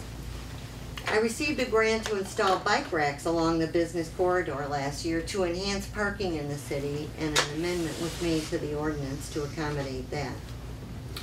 I developed and wrote the outdoor dining ordinance with assistance by the city attorney. I worked with the attorney to develop the liquor license control ordinance, and I recently wrote the human rights ordinance. In many cities, there is staff that can do this, that have the expertise to do this. You can rely on your city manager to do this. I'm always willing to work with residents on residential projects, including new home construction and potential business owners who are considering a move into Pleasant Ridge. Yes, the city's tax base is sound, and we were one of only 2 communities to realize an increase last year in its taxable value, and once again an increase this year. Long-term capital programs have done well to weather the financial downturns. Would like to see the future bring stronger commitments to long-term capital projects. I don't understand this. I couldn't have a stronger commitment in any area of my duties as city manager. The infrastructure improvement program is an example of a successful long-term project, and I administer that now with Scott's assistance. The long-term vision of the master plan has always been followed. The residential development on the Woodward corridor is an example of that. Still in the planning process, the long-term vision for Gainesboro Park is one to be proud of. Since I certainly don't know why you ever would question my commitment to anything, I don't understand this comment. How do you bring stronger commitments to long-term capital improvements? Commission relations. Open and honest with commission needs work. Now we're bordering on a D on that mark. I am not always confident I am getting a complete picture of the issue at hand. Hopeful on a personal level to make improvements with more one-on-one communication. I'm going to read this, but I can tell you that it is a good thing I waited 10 days to respond to some of these comments. I'm absolutely outraged by the ranking of this item, and more so by your comment. I do not take being called dishonest lightly, and this statement is despicable, unfounded, and untrue. The City Commission receives a weekly memorandum from me, and these are sometimes lengthy. It's not unusual for me to write a 10 to 15-page memorandum in a week. I share every tidbit of news. I share thoughts about news. I share my thoughts about projects. And I share updates on every single issue facing the city. The 5 of you get a complete picture and more, so I have no clue to what you refer by this accusatory statement. My door is always open. My communication lines are open to you, and I've responded to you numerous times, and to anyone else, and I have always responded in a timely manner. The answer is really about trust. I can't make you trust me. I think I've demonstrated and given you reason to trust me over the past year and a half. And I think my record speaks for that. Just know that I am insulted by the insinuation, and I believe it is unwarranted and wrong. I've worked with hundreds of commissioners, junior and elected, appointed and assigned, and I have never been accused of being dishonest. Deals fairly and equally with members of the commission. This is a failing mark. This is an unsatisfactory or an E. Feels there is a natural hierarchy in which Mayor Castelli is treated as a confidant, but the commission members are given varying levels of access based on their allegiance to her goals and objectives. The most recent example is the confusion regarding liaison responsibilities. Some were given authority and others were relegated to onlooker status. You are absolutely correct in your observation of my relationship with the mayor. He is my confidant, and he is my friend, I am proud to say. And there is a natural hierarchy, as there should be. That's true in every government setting and every community. Mayor Castelli and I have worked together for 20 years, 15 of those while I was a city manager. And I have news for you.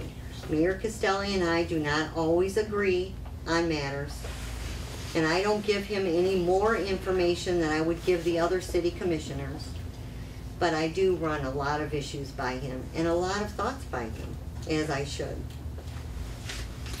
And it has nothing to do with any allegiance to my goals or objectives. You see, they're not my goals and objectives, as I've said before. They are the city commission's goals and objectives. I work, and the city manager that follows me works at the pleasure of the city commission, and I follow your direction. The mayor is a walking historian on matters of the city. He knows the charter and the code. He knows budgeting and finance. He's an attorney. He has years of experience, and he's proven to be a loyal friend not only to me but to the city. Of course I would consult with him, but to be marked down for that? He's the mayor, for heaven's sake. I will tell you that he is not only my confidant, as you call it, but he has counseled many new commissioners, and he's offered advice that would help them become more secure in their position. He's mentioned more than once the fact that you have not once consulted with him, not once called him, asked him for guidance, or solicited his insight, which is not only a mistake on your part, but a disservice to the office of commissioner. And to imply that I share information with the mayor that I don't share with you is wrong. I share that information with the 5 of you and treat you all equally. I will not apologize for taking advantage of Mayor Castelli's expertise, and I will not apologize for my friendship with him or any other elected official or resident. But let's talk about the example you mentioned, and that's the city commission liaison position. There's no confusion on my part. I was the one that instructed you. It came about because you would not follow the direction or advice of the administration as to your responsibility as a city commission liaison person to the Recreation Commission. After being appointed as the liaison to the Rec Commission, the director was immediately concerned about your understanding of the position. That's to be understood. But you see, you are not a member of that commission. You are simply a conduit for information from the City Commission to the Rec Commission, and this was told to you. Mr. Peterzak had 2 different one-on-one conversations with you about your role, and he asked you to marginalize your involvement in the conversation at the Rec Commission meetings. And he explained why you should not be the chair, you could not and should not be the chair of a Recreation Commission subcommittee. When that didn't work, the city's planning consultant, Mr. Icoangeli, after attending one of the meetings, also met and explained the role of a liaison, Mr. Icoangeli having been a former mayor himself and an elected official. And he did this politely and because I think he thinks you trusted him. And he explained to you why you should not be acting as a member of the Recreation Commission. Now here's an example when I would have called the mayor, and I would have called and said, I am dealing with this right now, here's what I've done, should I take another step? And that's the right thing to do. I explained the role once again in writing to you and to all of the city commissioners in a memorandum, as it is my duty as city manager to ensure the integrity of the local government process. And then at the first budget workshop this year, you became so enraged about this matter. I'm glad you found it funny. I don't find it funny. I feel it's a mischaracterization of my attitude that evening. Well, I found myself the brunt of your very angry words. Which were You were shouting in my face. I was not shouting. We were separated by a table, and I made my points, and I made them you were sitting, elevated. Don't even. I was here. Don't. There was a chair here, right and now. you were next. You're doing it right now. You're not doing it right now, but don't acknowledge this. And you were shouting in my face. I have never, Until the mayor stopped you when he said, by raising your voice does not make your point any clearer. And then it stopped. I've never been treated like that by anyone, especially in my career. You accused me of allowing another commissioner to act the same, but the comparison wasn't valid. And I wasn't the one to blame or attack. I was just simply doing my job. The fact of the matter is, I had already discussed this situation with the other city commissioner when he wanted to chair a certain subcommittee. That situation was immediately resolved with cooperation by that commissioner. Are we talking about the Antiques Roadshow that Commissioner Rubino is Yes, I am. soliciting? Yes, I am. Okay. He It is seems not to me the that he's chair. very hands-on I'm not on that asking project. for a response from you, and this is my opportunity to address your evaluation. When will I have an opportunity to respond? I'm not sure. I'm not sure I want one. Continue, Sheriff.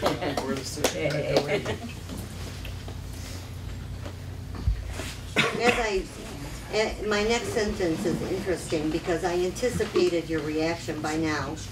And I said that I am sure you are not happy about me telling people here tonight that your behavior was unbecoming an elected official or a gentleman. But I don't think I or any of the other elected officials have treated you with such disrespect as you demonstrated that night. The next category is inform the commission. Timeliness, completeness, accuracy, presentation of sides, follow through on commission requests. Unsatisfactory. Various instances of feeling underinformed. The first instance was when she forgot to tell of the EVIP application to the state, some other word, and confusion regarding Huntington Woods' interest in a public safety partnership. Another was the inability to locate vital documents regarding plot assignments on Oakdale.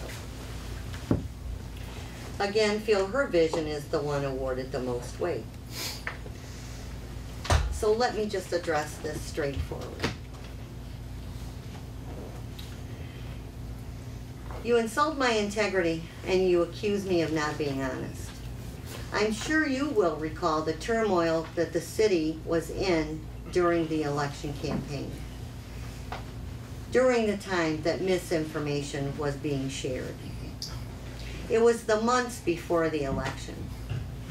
I was constantly working not only to get accurate information out to the public, but I was meeting with residents, I was answering emails, I was answering phone calls, and I was completing frequent FOIA requests. At the same time, the everyday business of the city was going on. In September of 2011, the city applied for a grant to study the concept of public safety. This was after the governor had recently announced there were funds available. But you do not know the background of that issue because you were not involved in the city in any way, shape, or form prior to 2011. But that story has long legs. In a 3-page letter dated to you when you were a resident of Pleasant Ridge and not an elected official, I explained in great detail the history of discussions about public safety. There was no confusion about Huntington Woods in this matter. It was clear, and I explained that to you in the letter. What I said was, you may wonder why Berkeley and not Huntington Woods in this endeavor. The truth is, Huntington Woods was not willing to recognize our police officers as equals with respect to seniority and benefits, and that was something Pleasant Ridge would not even consider. It is my firm belief, and this is in the letter, it is my firm belief that Huntington Woods will ultimately partner with Pleasant Ridge and Berkeley in this study. There was never any doubt about the interest of Huntington Woods by the city manager or the mayor. On a side note, the city manager of Huntington Woods offered to come here this evening and say whatever needed to be said to make this matter clear. I knew when the governor announced the opportunity for grants, for cooperative endeavors, I had to ask the city commission to allow me to apply for it. talks have been going on for years. We only needed the opportunity, we only needed funding to get the opportunity to study something that had been talked about for years. And then things heated up in the city with the election and every other thing, and then the election came, and things were somewhat busy with 2 new elected officials with very little experience, and I was busy. Early in January of 2012, I received notice that the city was awarded $132,000, the grant that we had applied for. I'm telling you the truth when I tell you I had completely forgotten about that grant. I hadn't even given it a second thought. Everyone knew the position of Commissioner Perry and Commissioner Krzyjak on the idea of public safety, that they didn't even want to study it. We were absolutely reeling from the amount of work that had to be done in a very quick time frame. So when the news came, you know, I was stunned and I was excited, of course. But I was excited only for a short time. Once I received news of the grant, and this is probably old news to you that I don't need to belabor the point, but I did contact Huntington Woods immediately, informed them that we got the grant, and did they want to be included, and the answer was a solid yes. Mr. Peterzak and I marched up to the state within the next month, and asked the state to amend the grant, to modify the grant so that Huntington Woods could be included.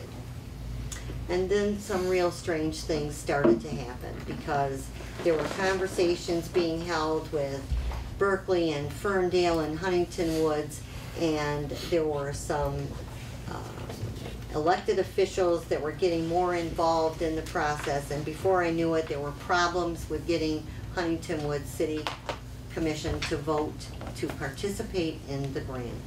And ultimately, they voted not to participate, and the city, our city, notified the state that we had to reject the grant because one of the cities had dropped out. Now that is the story of the Huntington Woods, of the public safety study. So there was never any confusion on my part, or Berkeley or Huntington Woods. If you were confused, it's because you just didn't read the numerous memorandum on this matter, or you just didn't believe what I told you, which is probably more the case.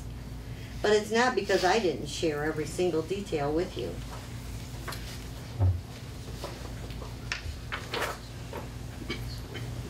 Wait a minute, where am I? Okay, we're almost done. Acceptance of commission criticism and resistance unsatisfactory. It seems as though even the smallest criticism is viewed as a personal attack. I want to make clear my criticisms are with her process and not with her as a person. I believe I have gone to lengths to make that clear. However, I feel any divergence or questions I may have are amplified by her and others to insulate her decisions from serious scrutiny. In 15 years as city managers, I have endured my share of criticism. Some have been constructive and some have not. I have been called names in public and in private. I've been accused of wrongdoings, and I know there are many disgruntled residents that haven't agreed with some of my decisions and enforcement actions. You, however, have made attacks on my integrity, my honesty, and my forthrightness. Why wouldn't I take that personally? Those are personal attacks, not attacks on the process. And you don't attack my process. My process is the one stated by law and by charter. I follow that process. And my process is the city commission's process. But let's be truthful what this is about, Commissioner Krzyjak, and why you ranked me the lowest possible.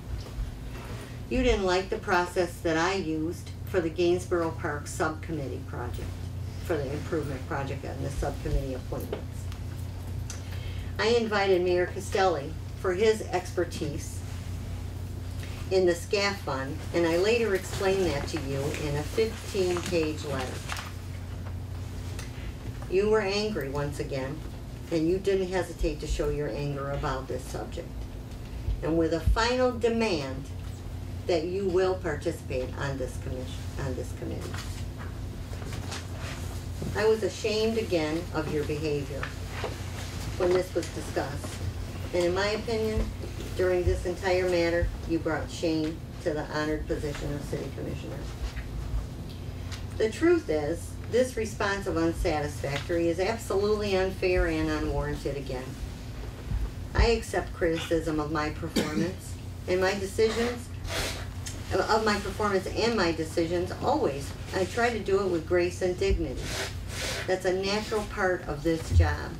But I refuse to be bullied by you when you just simply don't get your way. It's an interesting observation that unbeknownst to me, Commissioner Rubino questioned you at the March City Commission meeting. I was surprised by his questioning. As to why do you always second guess and criticize the city manager? So I must not be the only one that notices your almost constant attacks. And I quote, "I have the utmost respect for what the city manager does. I know she works incredibly hard.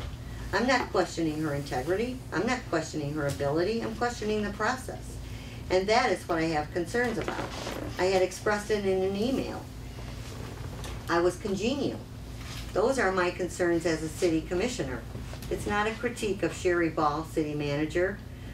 It's not, I think she's doing a horrible job. I think she does an excellent job. I think she does a great job. I have questions about the process. So I just want to emphasize. I don't want the citizens of this community to feel I disrespect or have a low opinion of the city manager. It's quite the opposite.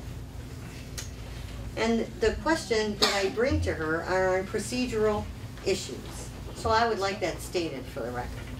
I find that interesting that you said that in March, and just a short time later, you give me this written evaluation. Yeah. Yeah. Goal setting and achievement needs work.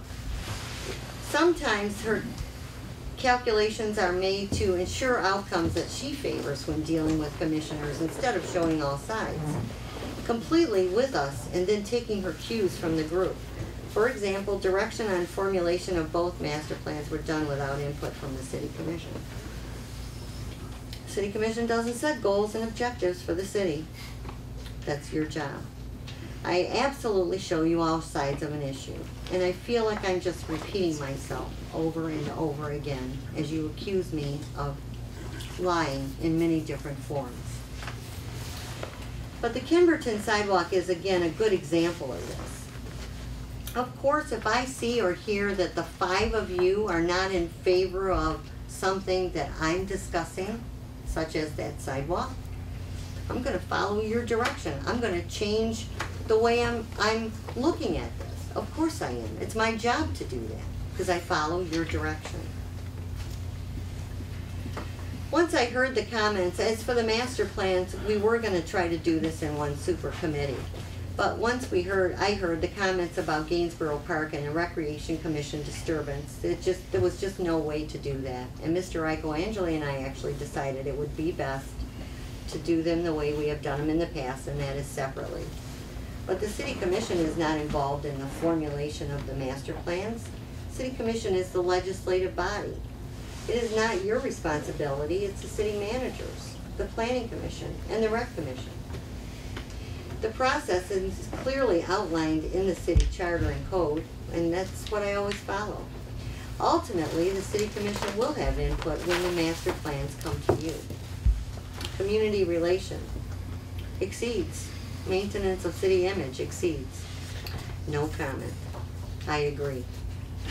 Relations with city organizations and commissions meets expectations. She's built strong bonds with junior commissions and other employees. I have also in my stack of documents a letter from the chair, and several members of the junior commissions are here this evening. I don't know for sure, but my guess is that they would attest to the fact that I work well with every single one of them.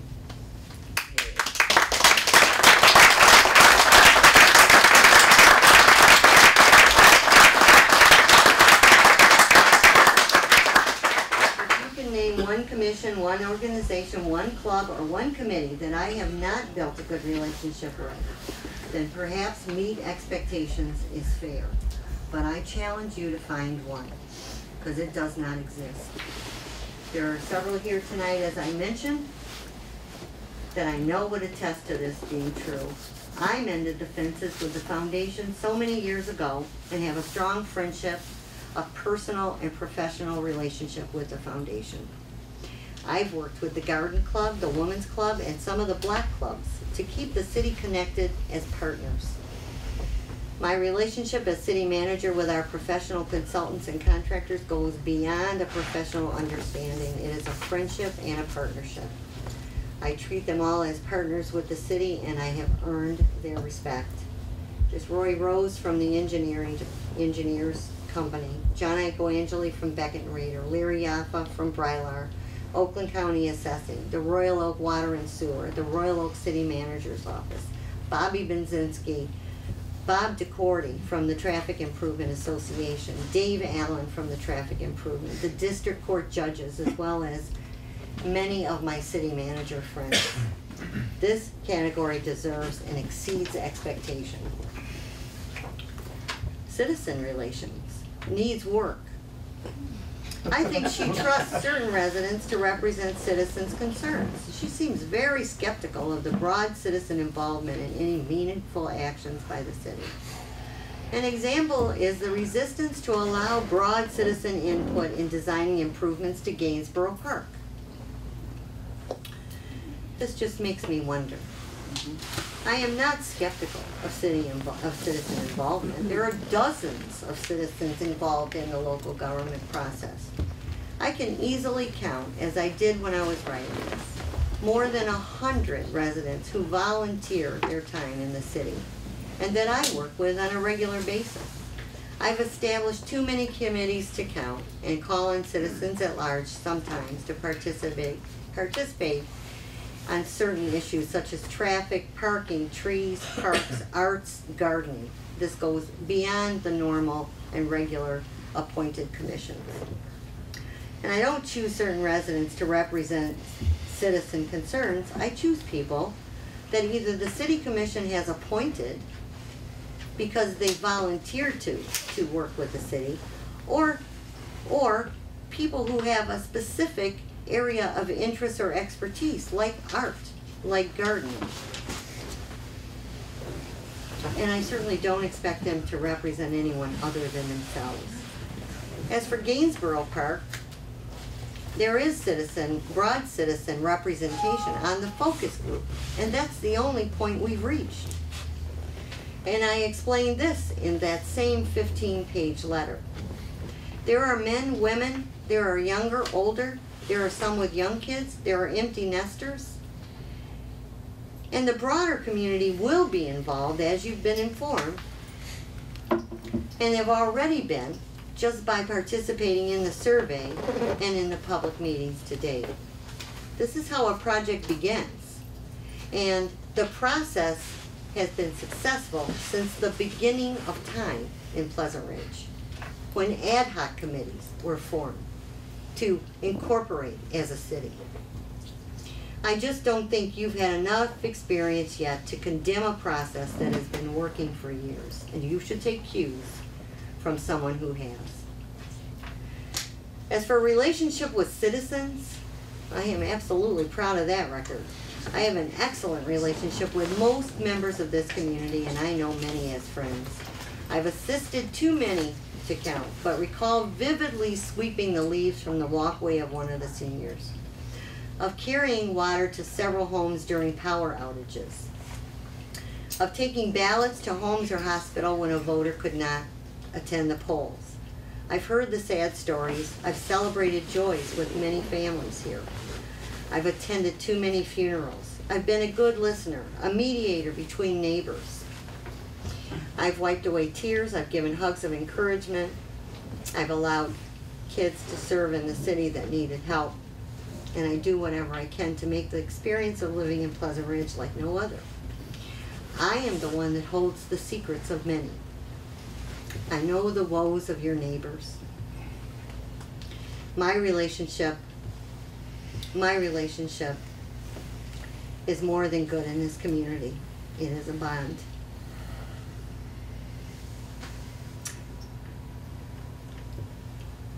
You can see here tonight that there are many here just for me. And my heart will always be here.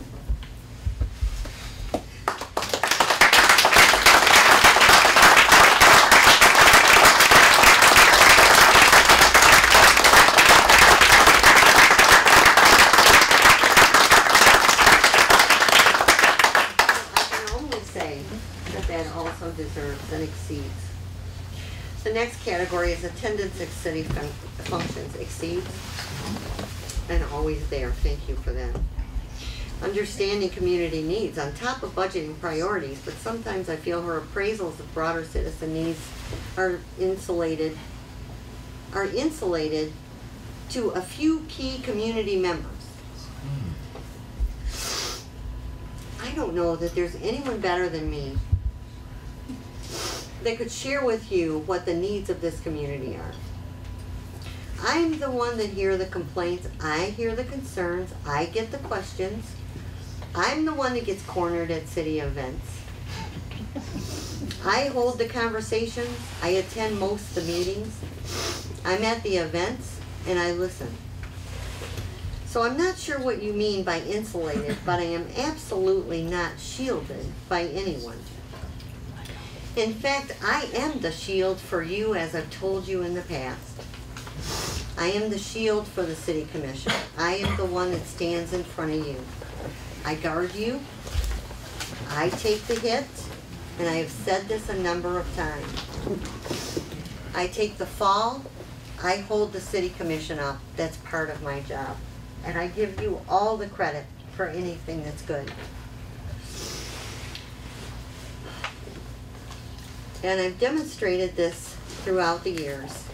And 3 of your peers sitting here tonight can attest, and many of the elected officials before, that I have done this on numerous occasions.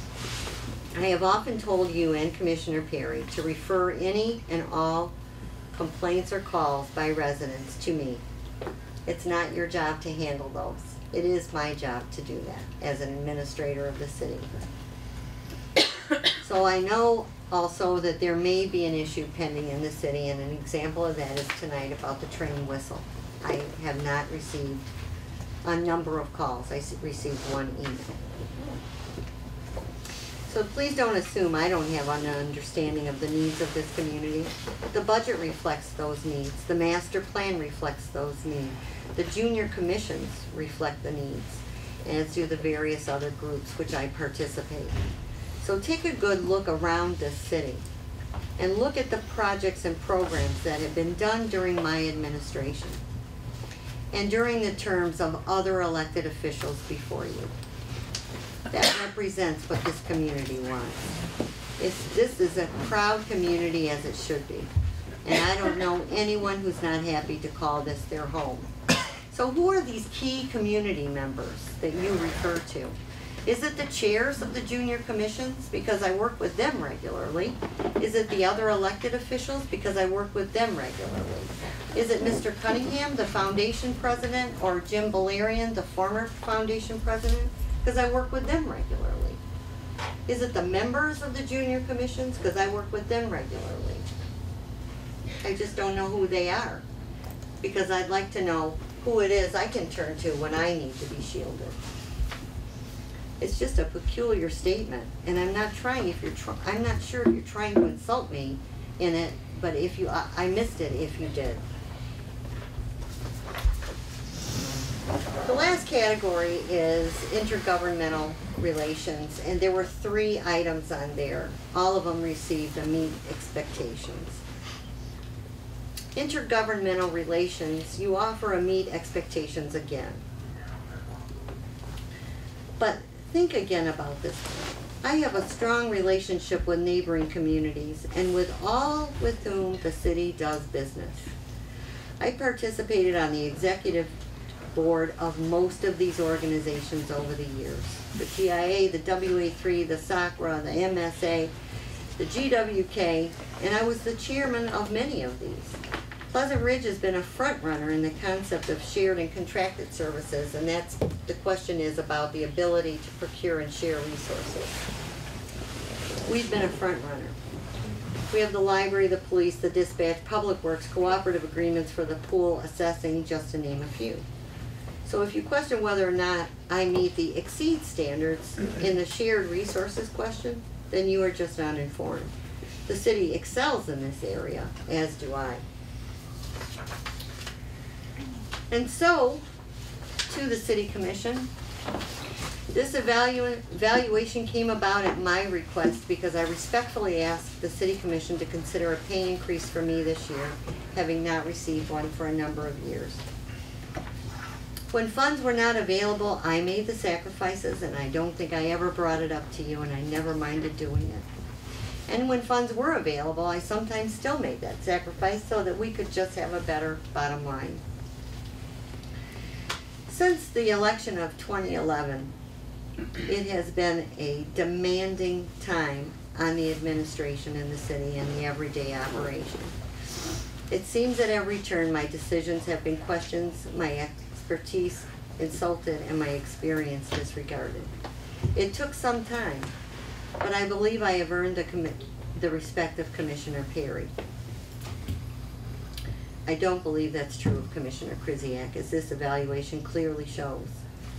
Commissioner Krzyjak has been rude and dismissive to me and others on the commission. He has been unwilling to learn and shown an absolute disdain for me and disrespect for the office of City Commissioner. I have had many evaluations by numerous groups of elected officials in the 15 years I've served, and never have I received such a negative evaluation. And what's most insulting is he has known me for a year and a half. I have never received an unsatisfactory rating on any single form that has been submitted over the years. That's a failing rating. I stand firm on my statement that I have demonstrated my continued commitment to this city, my quest for excellence, and my demand for quality for all of the residents of this community. I do that with earnest pride so that I can leave this place one day in good or better condition and be proud of what has been accomplished. I've never been one to toot my own horn, and I don't like doing it. And I have always tried to give full credit to the City Commission for any and all accomplishments, so this has not been easy. But I chose to put myself on public display tonight and bare my soul to everything. And I think I know that is something that is highly unusual for a city manager to do, and it is not recommended by my profession. But I will not sit down and be quiet if I am under attack, and I will not allow one elected official to intimidate me into silence. I know we have to continue working together, and I know that can be done. But if you know me, I just can't be quiet. There were 5 evaluations provided to me. I would call 3 stellar. I would call 1 very good. And then there is this one, which you've heard tonight. I believe it's a failing evaluation, and it is undeserved. I believe that Commissioner Krzyjak submitted his comments in retaliation for me doing my job and doing it right. What you don't know is just 2 weeks prior to him receiving the evaluation form, Commissioner Krzyjak's water service was disconnected for non-payment, as were several others in the city. When you were first elected, I contacted you personally to discuss this with you so that you would not be embarrassed. The next time it happened, I put a note in your packet so that you would have the opportunity and not be embarrassed. This time I did not do that because it is not my job to do that. I did it as a courtesy to an elected official. And this time, shortly after that, is when you had the opportunity to evaluate me. What an opportune time that was for you. To further substantiate my claim of retaliation against me, I ask you, why would he make such glowing remarks about me at the March City Commission meeting, only to insult and degrade me and my performance just weeks later in writing? Therefore, I respectfully request, one, that the evaluation submitted by Commissioner Jason Krzyjak be disregarded by the other 4 city commissioners when considering my performance over the past year. And 2, that it be stricken from any permanent record of this city. And 3, that the evaluation not be included in my personnel file. And 4, that the evaluation form be immediately destroyed and no copies be distributed. I don't regret requesting this evaluation because I think it's an opportunity for residents to see and hear what it's like to be a city manager. I have tried to maintain a sense of harmony, but I find myself second-guessing myself now at every turn. I did this with a full understanding of the consequences of my action, but I will stand to protect the integrity of this system, and I appreciate your time.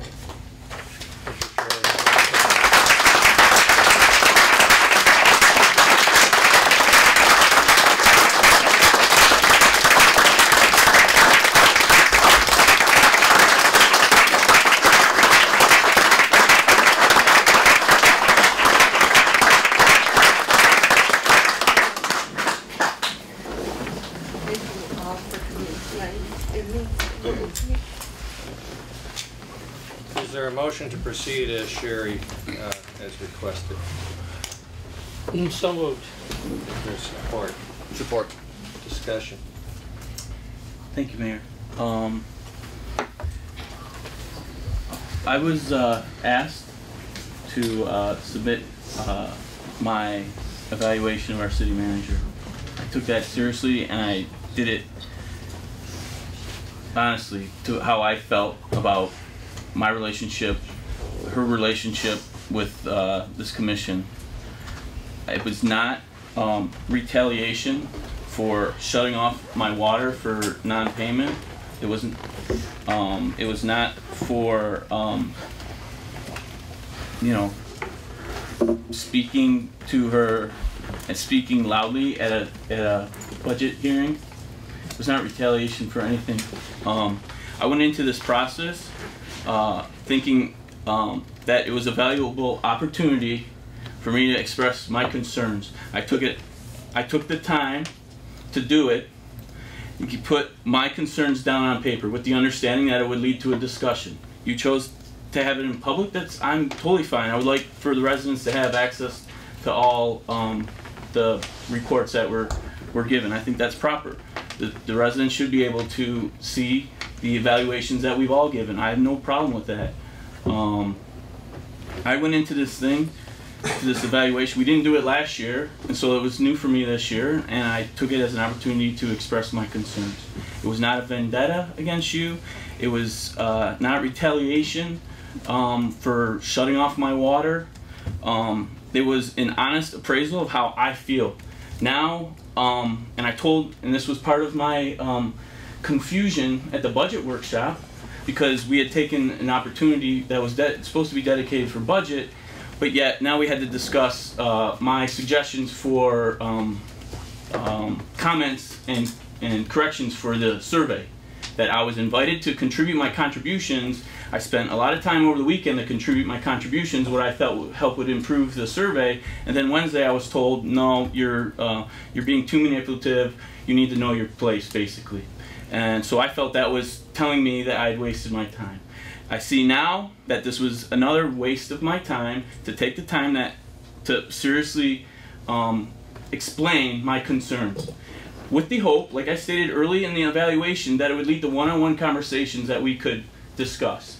You've chosen without any warning tonight that, hey, we're going to do this, you know, take Krzyjak to the woodshed type attitude about your response. You didn't at once mention anyone else's. I'm taking you. Excuse Have me. you read Excuse your own me. evaluation? Excuse me. I gave you more than an hour to talk. This is my Commissioner opportunity, Krzyjak. not yours. Yep, the timetable is you have the city manager walking on water in July and March. You have her being fired in April. I never And in once between- suggested firing Well, the okay, city you gave her manager. an E, you gave her an A+++ in March and an E minus in April. I would not And the vote to one fire her. intervening circumstance was your water got shut off for non-payment with the city manager doing her job. And at that point, perhaps you should have recused yourself from the evaluation. Okay, But, you know, now when that's you understood. have- So next when year, I'll you just say, you have know what, that save the paper. When you have that Save the paper. chronology, I apologize. credibility goes out the window. Okay. All right.